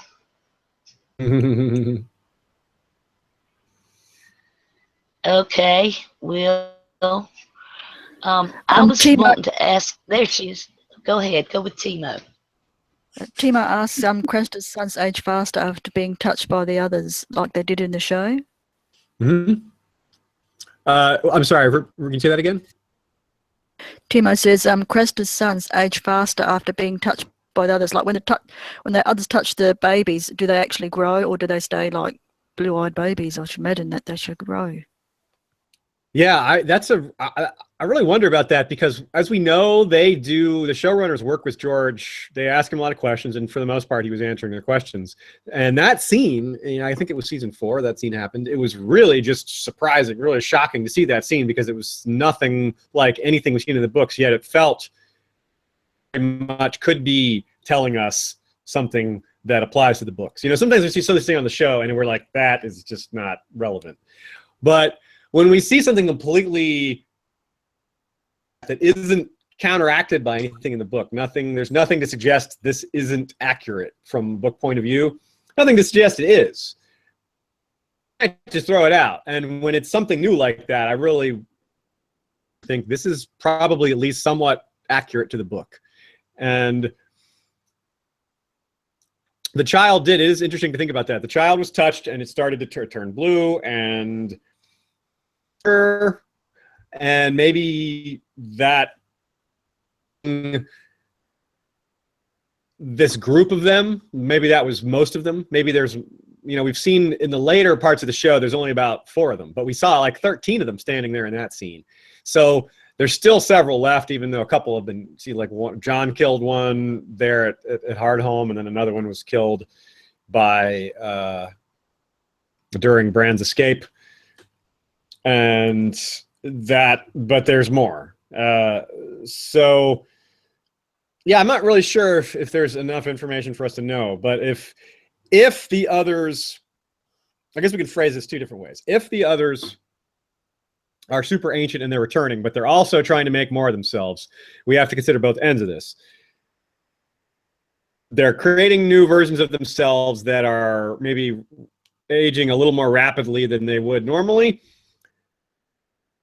Maybe explains why they've come back slowly, kind of gradually. Like so far, they come back in the prologue, but they haven't really made any big moves. It's very gradual. They're pushed south. It's almost like they're waiting, which makes sense. They're waiting for winter and that's where they can operate more freely. And it doesn't seem like that they can't really operate during the day. So they do have that in common with vampires as well. So I think there might be something to the theory that they sort of age rapidly, but there might be both things going on. They're looking ahead. I mean, if these are beings that have a lifespan of thousands of years, then of course they're going to ahead with their life cycle. Say, okay, if we're going to make a new one of us, better get started. It takes a while. So, is that some of these others had been gestating, growing into full others for a long time, and that's what finally is enabling them to come back.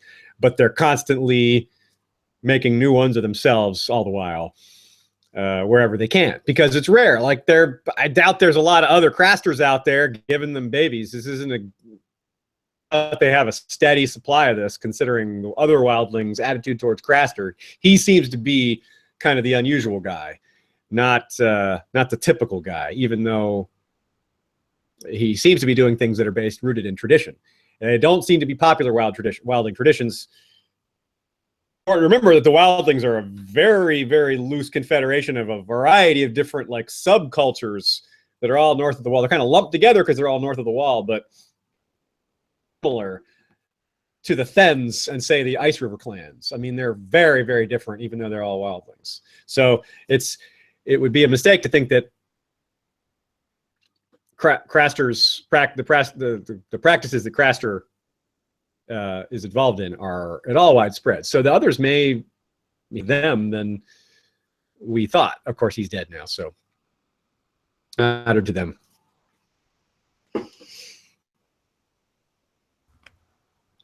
Sons total he had given up. I wonder if Gilly would have some insight to that. I mean, she's young, so she couldn't have been around for a lot of the other ones, but maybe the other wives told her. You know, they did seem to talk amongst themselves about things like that sometimes. Maybe Gilly will, it's interesting to think that even though Craster's Keep has been burned to the ground, or was it? No, that was only in the show. I don't know if it was burned to the ground in the books. In any case, Craster's dead, and our chance to find out more does still exist because Gilly she's maybe still has some stories to tell. It's she might have some interesting wisdom left to share that we didn't maybe see coming. What's next? I hope she does. I'll go next. Cool. I wanted to see if you had an opinion about the Ironwood and what it might be. There's the Ironwood door on the crypts of Winterfell. There's the Ironwood tree in the Godswood. Such an opposite. The blue leaves, the black bark. Has that been established as part of the canon world, or is that just part of the Telltale game?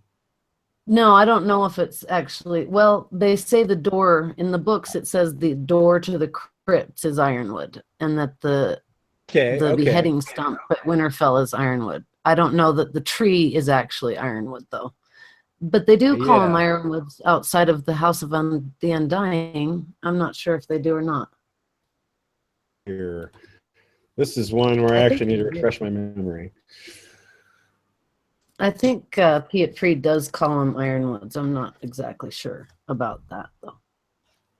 I think those are the trees. I think maybe I've got the pulled up here on the wiki, and I don't see that connection. But I do see.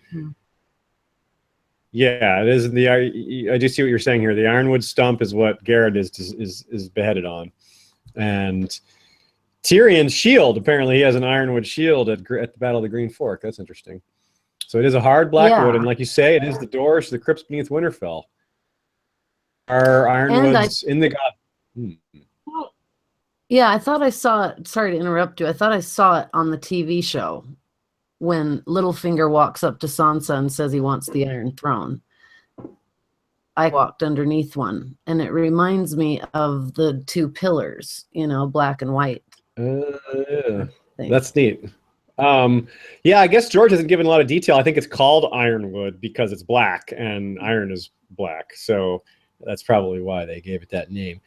It doesn't seem to have any sort of mystical quality, but it seems to be a really good wood. That it's on the doors of the crypt is really interesting because, like, I think I see what you're getting at with that. They put the iron swords over the laps of the statues to supposedly keep the spirits in there. Well, if they would think that maybe they'd think Ironwood would have some sort of similar effect of holding back the spirits or something like that. That's kind of neat. I like that. Right. Parallel too with the two different colors. It's almost like it has to be something. Yeah. The shade of the evening seems to give you dreams about your future or what's going on in your life. Yes. And the weirwood seems to give you visions of past, present, and future for the world. So that is cool. I just wonder if it's something that maybe someone else can see through, or if it's a block.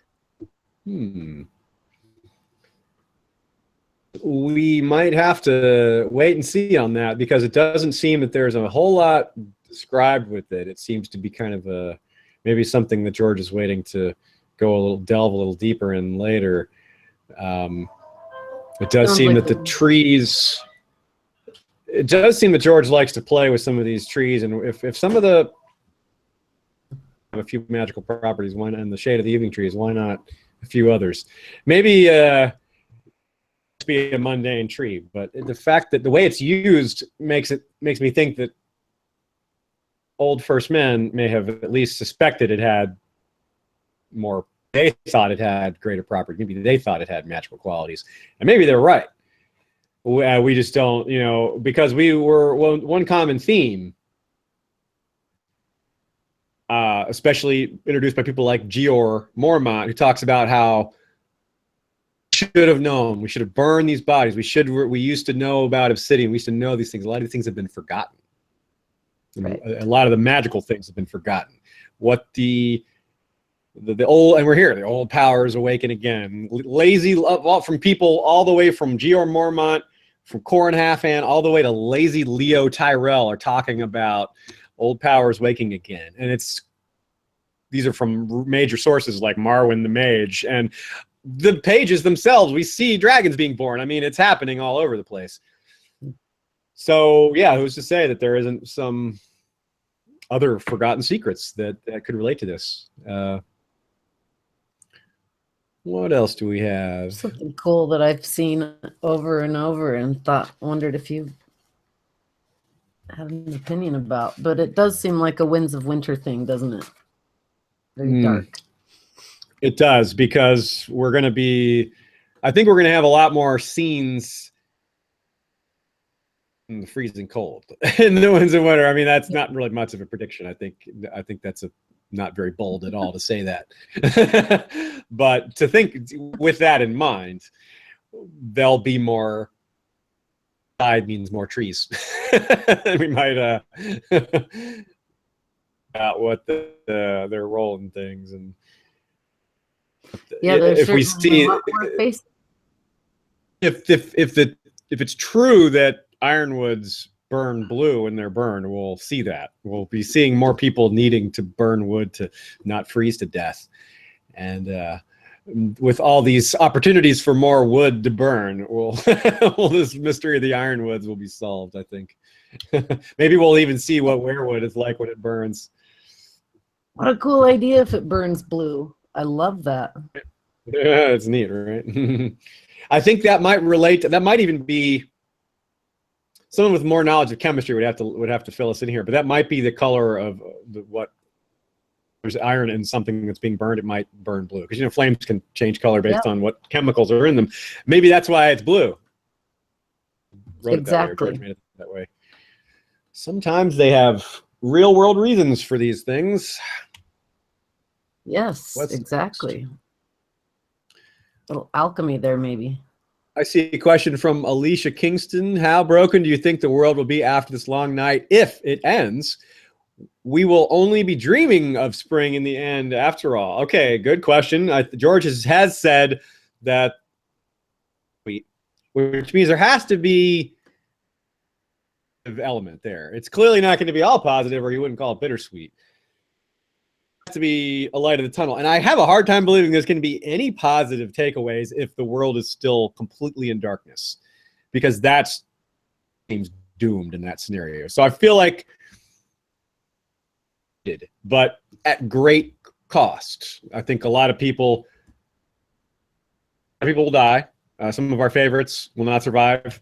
Some others will be permanently damaged, psychologically traumatized. Maybe think of Frodo in Lord of the Rings, how he was never the same again after his addiction to the One Ring. It's kind of like how someone that has a severe drug addiction maybe it's going to always be a part of them, even if they break the addiction. It kind of permanently affects them.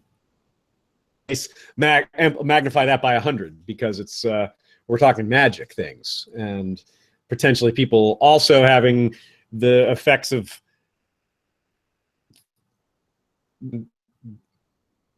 also them losing their families and things like that. So that there will be light at the end of the tunnel, I think that analogy works pretty well, doesn't it? The tunnel being the sky, the long night.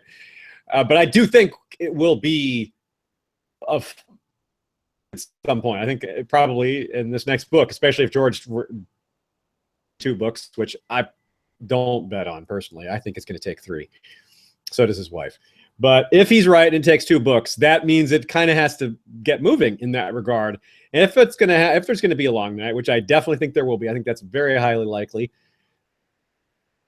It'll have to be soon. It'll have to be nasty, and it can't be over quickly. It has to linger for a while, or else it won't have the kind of impact that it seems like it needs to with this much buildup after so many. So, but I do think they'll beat it in the end. I do think it'll be defeated somehow. I think the night will start. Maybe what we'll see at the end is night starts to recede. We're seeing like sun is starting to come back. Maybe that's like the last chapter. The sun like perks up over the horizon and everybody's like, oh, all right, we get the sun back after all. And that's the end. Something like that. Maybe George is listening and he heard that. He's like, oh, hey, that's a good idea. I was going to ask about Euron Greyjoy, but Ashley's beat me to it. That he's kind of has this red eye and this kind of magical ability himself, and he talks about flying. And also a theme that I had in a video that I made was that I actually think that volcanoes are going to erupt in Westeros, like they're going to have a doom of Westeros like they had a doom of Valyria. And maybe that's also what shuts out the sky because of the smoking mountains. They don't call it volcanoes, but Dragonstone is a smoking mountain. You hear about the warmth of the Winterfell, and I think that's a volcano there too. So could Westeros be smothered with volcanoes? And will Bran at the end stage, will he be able to have the power to set the volcanoes off? And with the obsidian flying and the fire that's going, that'll help wipe out the Night King and the Whites, because I just can't see Dany or Jon waving a magic sword or a fiery sword and suddenly the Night King's going to scream and run in terror. So something's got to beat him. Wouldn't that be a brutal irony if, to stop the others, they had to detonate volcanoes intentionally, and that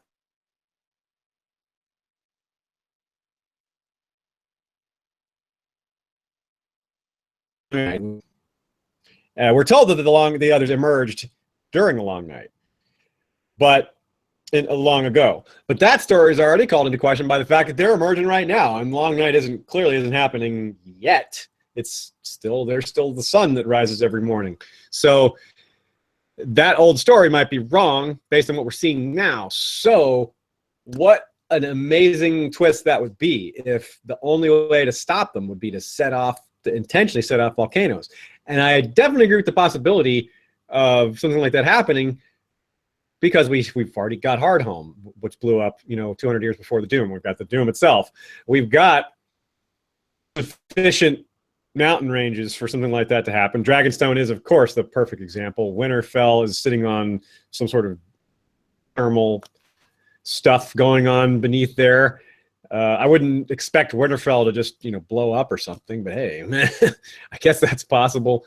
There's volcanoes besides Hardhome. There's huge mountains north of the Wall, the Frostfangs. I really think that would be an interesting way to defeat the others, just blowing up their home with volcanoes. That's fascinating. And around the world, there's so many of them, like the Bone Mountains that separate the Dothraki Sea from the very further east. Those are huge mountain ranges. Like it's hard to imagine all of that getting involved, but truly envelop the globe, like we said earlier, it has to be more than just the volcanoes erupting like in one area, like it did with Valyria. It might take volcanoes all over the world, some in Sothoryos, some in Essos, some in Westeros. It might take something like that. Now that's possible. For the sun to, quote unquote, as it said in the World of Ice and Fire, the sun hid nations or something, or for a generation. Well, is it just pure magic? Some magic spell causing the sun to go away? That doesn't seem right. It seems like the explanation has to be a little bit more. Volcanoes are kind of all we have, other than, Lucifer means Lightbringer loves to talk about the chance of another comet hitting, which would cause a similar effect, some sort of massive amounts of debris to go into the atmosphere.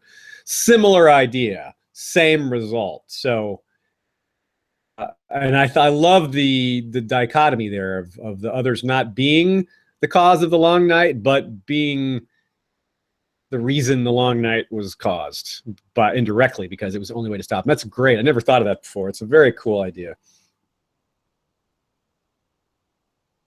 And from Sword in the Darkness, what do you see as the importance of Gilly's baby Sam? Because there is some sort of importance to Sam, Crester's baby.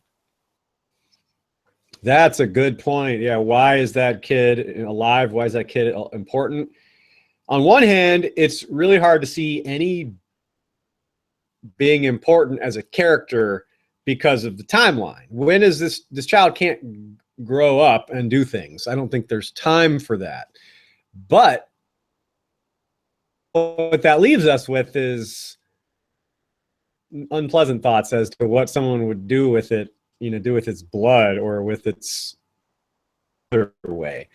And well, then we're getting into what kind of power there is in Bloodlines and what kind of power there is in Craster's blood. And if the others can turn his babies, well, what does that say about maybe they can't do that with just any baby. Maybe they can only do that with certain ones. Maybe only children, people with first men blood. Maybe they can't do that with someone that has Andal blood, or maybe it's different for that. It's obviously these are questions that are only fun to pose. We can't really answer them, but I think it's kind of harsh to think about, like I said, because there's not a lot of possibilities for baby characters other than kind of disturbing possibilities, because I don't think there's time for them to grow up and do anything. And far away from anything. They're down at the Citadel. There's nobody down there sacrificing babies. And you wonder if it's going to be at all like what they've set up in the show is that Gilly and Sam are inseparable. She's like, I'm not going anywhere without you. And Sam is, yeah, I'm not going anywhere without you, except in the back of the Citadel here, except for short-term things like that. But so if that's something that the showrunners got from George, then it kind of implies that he's going to go back to the wall and that she's going to go with him. But the baby, I don't know. That's the wild card. And her going back to the wall with him because they want to stay together, but would they really put the child in danger like that? What other choice do they have is where the question goes from there. I don't want, and then of course, remember why that child gone is because he was worried that Melisandre would sacrifice it. That's a good reason for them not to bring the baby back to the wall. They don't want, as long as Melisandre's there, that's not smart. Don't bring the kid back there. So, question to answer, because it's hard to foresee. Every theory runs into a dead end. Like, well, the kid can't really. There's no time for the kid to grow older. They're not going to take it back to the wall because they know Melisandre's a threat. Well, there, so. That one just, I think that's a stumper there. I can't really answer it. I don't have none of the theories I've come up with sound strong to me. They all sound like that aren't particularly strong. So George is probably going to surprise us, or maybe that's kind of when I don't have, when the fandom, as good as this fandom is, as broad as this fandom is, as many great ideas that get thrown around, whenever and I look at them and I say, none of these really sound great to me. My own ideas, other people's ideas, that's when I start thinking, George is going to surprise us here. We haven't figured this out yet, because is what's going to situation bloom into something more interesting. We can't predict it because there's elements that maybe haven't been introduced yet, or that we just haven't corroborated because he hasn't given us reason to connect these particular dots yet. Because the unpredictable elements I mean, I think the fandom has figured a lot of things out because we've had a lot of time to do it, and because George does give us good clues. He's good at leaving clues, and there's a lot of consistency with how he writes things. But obviously, we can't figure everything out. And the deeper we get into the magical elements, that's where we start to really have a hard time guessing, because anything's possible with magic. You can't just go by, well, this is a human nature question. Well, this is a 7-year-old kid. There's only so many possibilities here. You know, this is Gregor Clegane. He's a brute. Like, he's not going to sit there and ponder the nature of reality. You know, there's just sometimes there's only a few possibilities, and that helps you narrow it down. But with magic, it's like narrow it down sometimes. It's just wide open. So that is my broad answer to this baby question, is that it falls under this category of hugely wide possibilities. And that makes it exciting but unpredictable. Next, we've got maybe time for 2 more. So let's pick the best 2 remaining questions and do that. What do you guys think? Let you guys decide which of these, which last 2 we should go with. Marie, you tell us what is out there.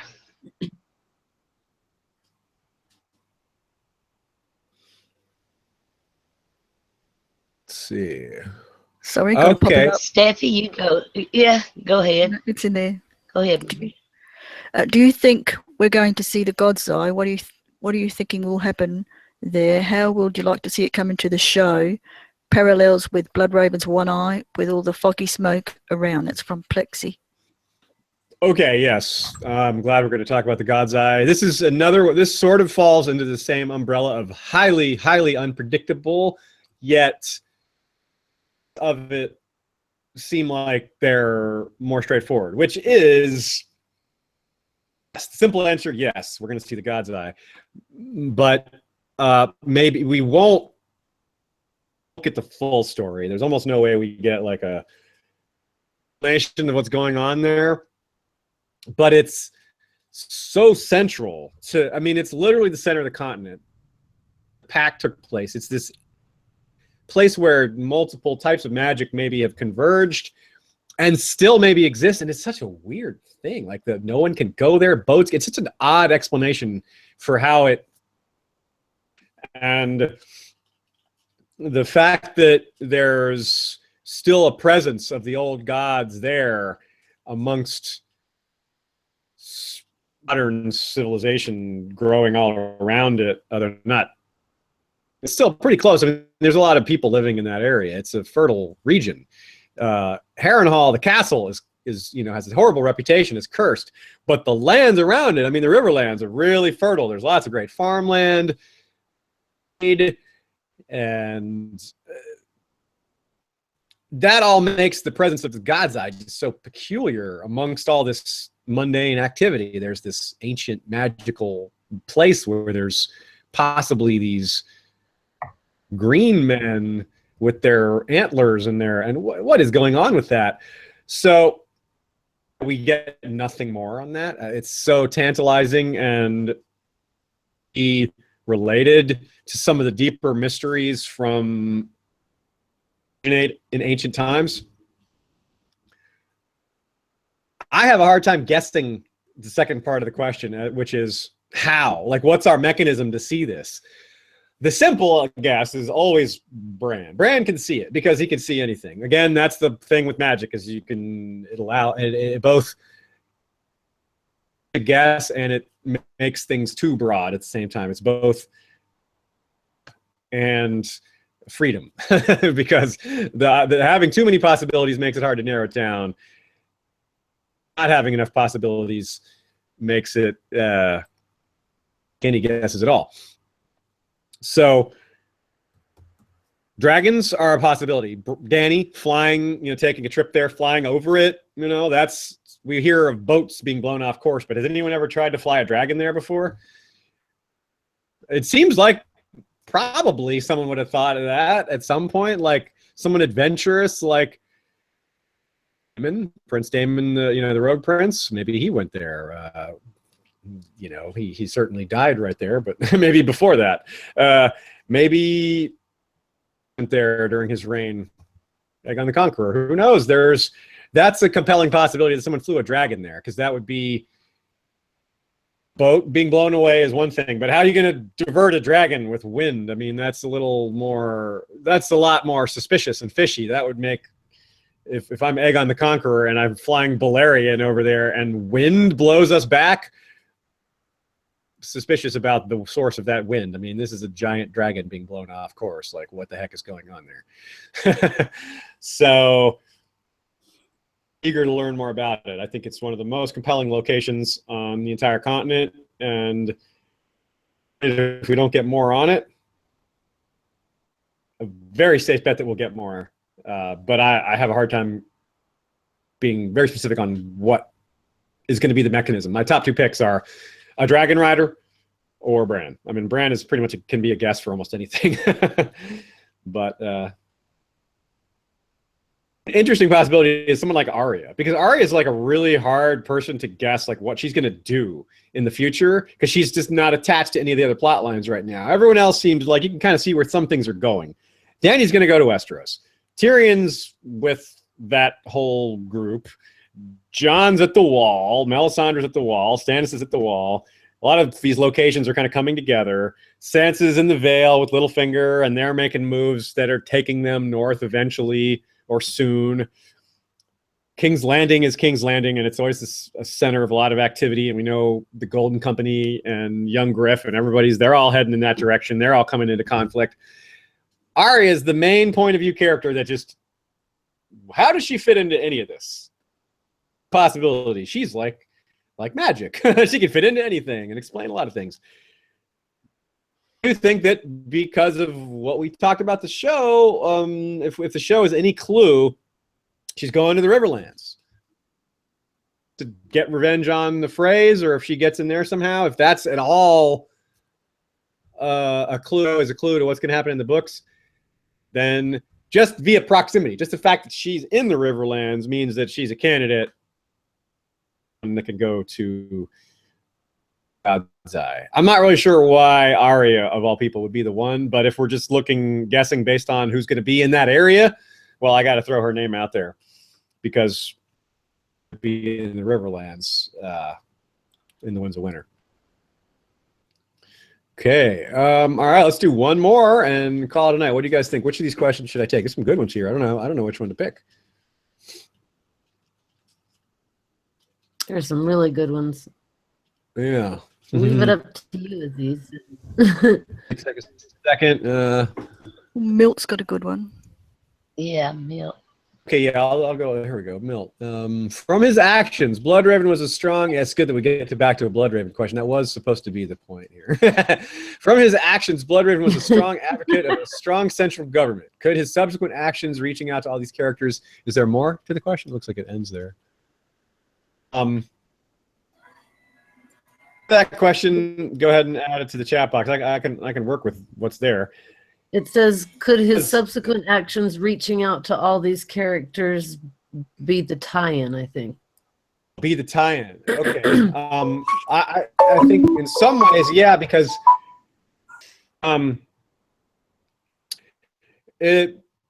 those are the strongest parallels, I think, to Bloodraven. There's Tyrion and Tywin. They had similar. They're kind of a combination of both. In that, with Tyrion, what we see is the similarities that we kind of discussed before, in how he looked made people hate him, despite the fact that he was actually very effective, although not without mistakes. Both of them, neither of them were perfect.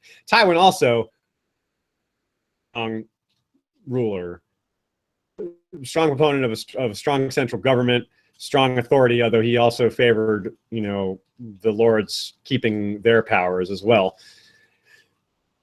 Also very effective. Tywin was not particularly well liked, was respected, and he was also effective, as much as he was kind of in a lot of ways not a very likable guy. That he was good at his job, without the worst parts of his personality coming into play. Like, he wasn't necessarily like Tywin is clearly willing to do cruel things, but it doesn't seem like he did those things because he liked it. He's not a psychopath. He used cruelty as a device because he knew it could be effective, not because he was like, I enjoy this. I enjoy people suffering. He wasn't like someone like Gregor, or more relevant like a Maegor or Aerys. Aerys liked seeing people suffer. Tywin, the tool. And of course, with Tywin, he prevented Aerys from, making things worse. So I think that is a clue to what different styles of governing, what impacts they have on the populace and how people respond to it. And what that can tell us about the future is who's going to side with who when new battle lines are drawn. Because I think as certain factions are perhaps eliminated or pushed aside or, reduced, they're going to have to change sides. Like if the Tyrells are defeated, let's say the Tyrells are, not the Tyrells, let's say the Lannisters are pushed back. Let's say Cersei is killed and Tommen is killed. To be in the picture, even though they don't have their connection to the royal family anymore. But they're not just going away. They're everywhere. There's Tyrells all over Old Town, and of course Highgarden, and all of. There's just so many Tyrells. They're still going to be a force. When you have someone that powerful that was an enemy, like Tywin says, it's better to try to make them a friend. If they kneel, help them get back up rather than just, continuing to be vindictive. So if we see people going too far, making enemies of somebody that they might need to make a friend of later by doing overly cruel things, that might be our parallel with Bloodraven and some of these modern characters, especially Tyrion.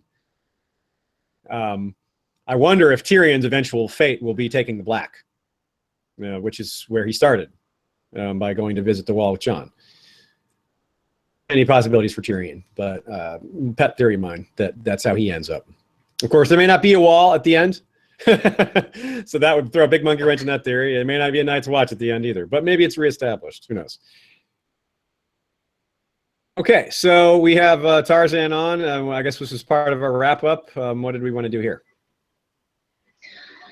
We're going to give away a prize. Marie, you want to tell them about it? Aziz, before we get into that, I want to thank you so much for being kind enough to come on and talk to us tonight. We really appreciate it. Well, I appreciate you guys having me. I had a great time. Mm-hmm.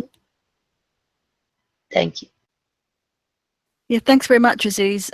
We really appreciate the time that you've taken, because we know that time is precious, and you were giving it to us, two old chooks. We're not doing too bad for two old chooks.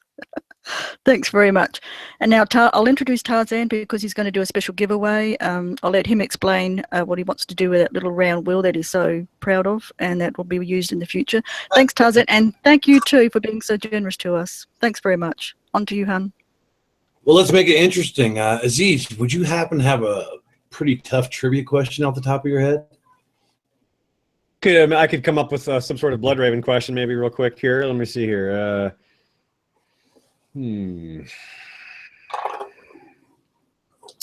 Let's see here.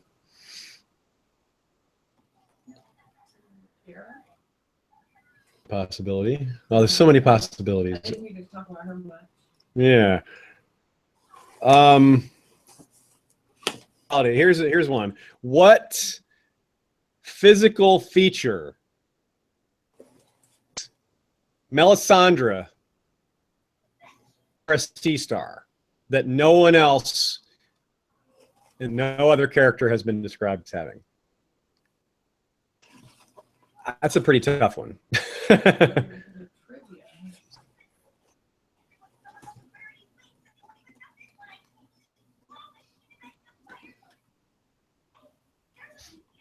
If you've listened to Radio Westeros's episode on Melisandre, they talk about it. They have a portion of it where they talk about it. It's a physical trait.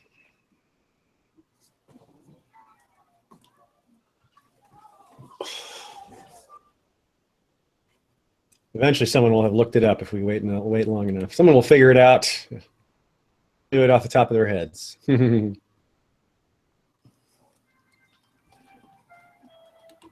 There it is. Looks like Timo, Plexi, and Alicia. Well, who got it first? We'll take 14. We'll take 14 right answers and put the first 14 and put them on the board. What do we got? What was your Timo, answer? Plexi, and Alicia. The answer was heart-shaped face. Both Sierra and Melisandre have a heart-shaped face.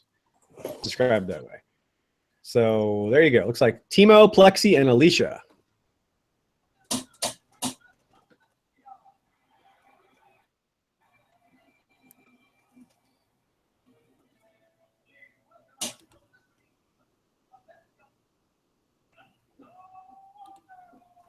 Well, is that it? Joanna and Carol, apparently, as well.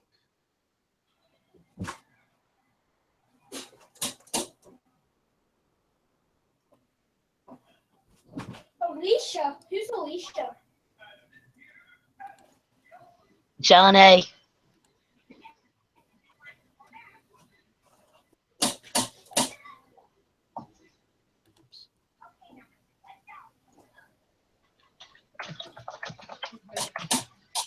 I'm gonna keep writing their names down here if we don't get more.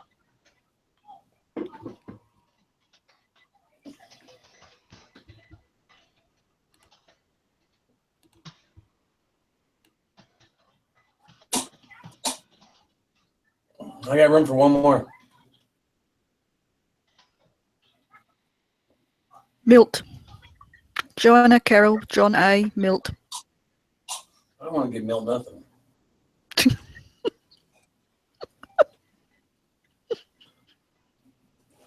All right, Timo in the yellow. What we got? Who am I missing? I'm missing Plexi. And Carol. What we're going to do here, we're going to spin this just one time and give $20 Amazon gift card.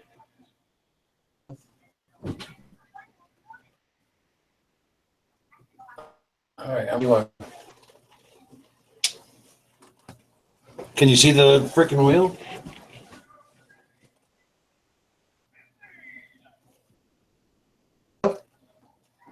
Yeah. Yep, go ahead. Oh! Ooh, wow, that's pretty fast. You're like a kid with a new toy, you know that? All right.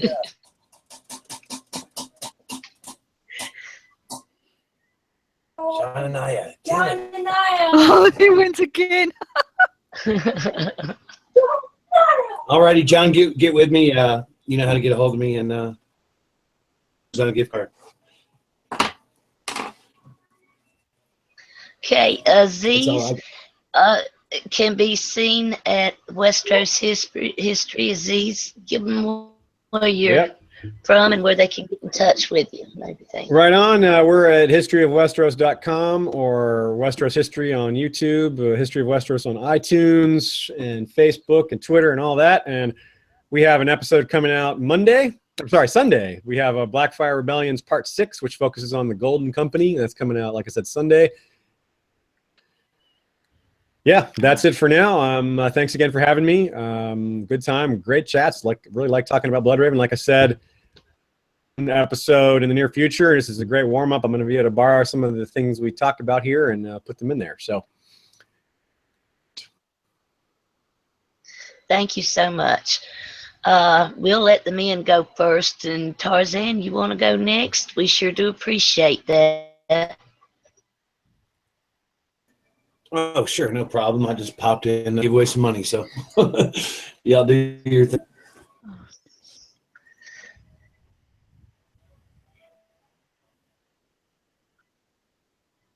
That it?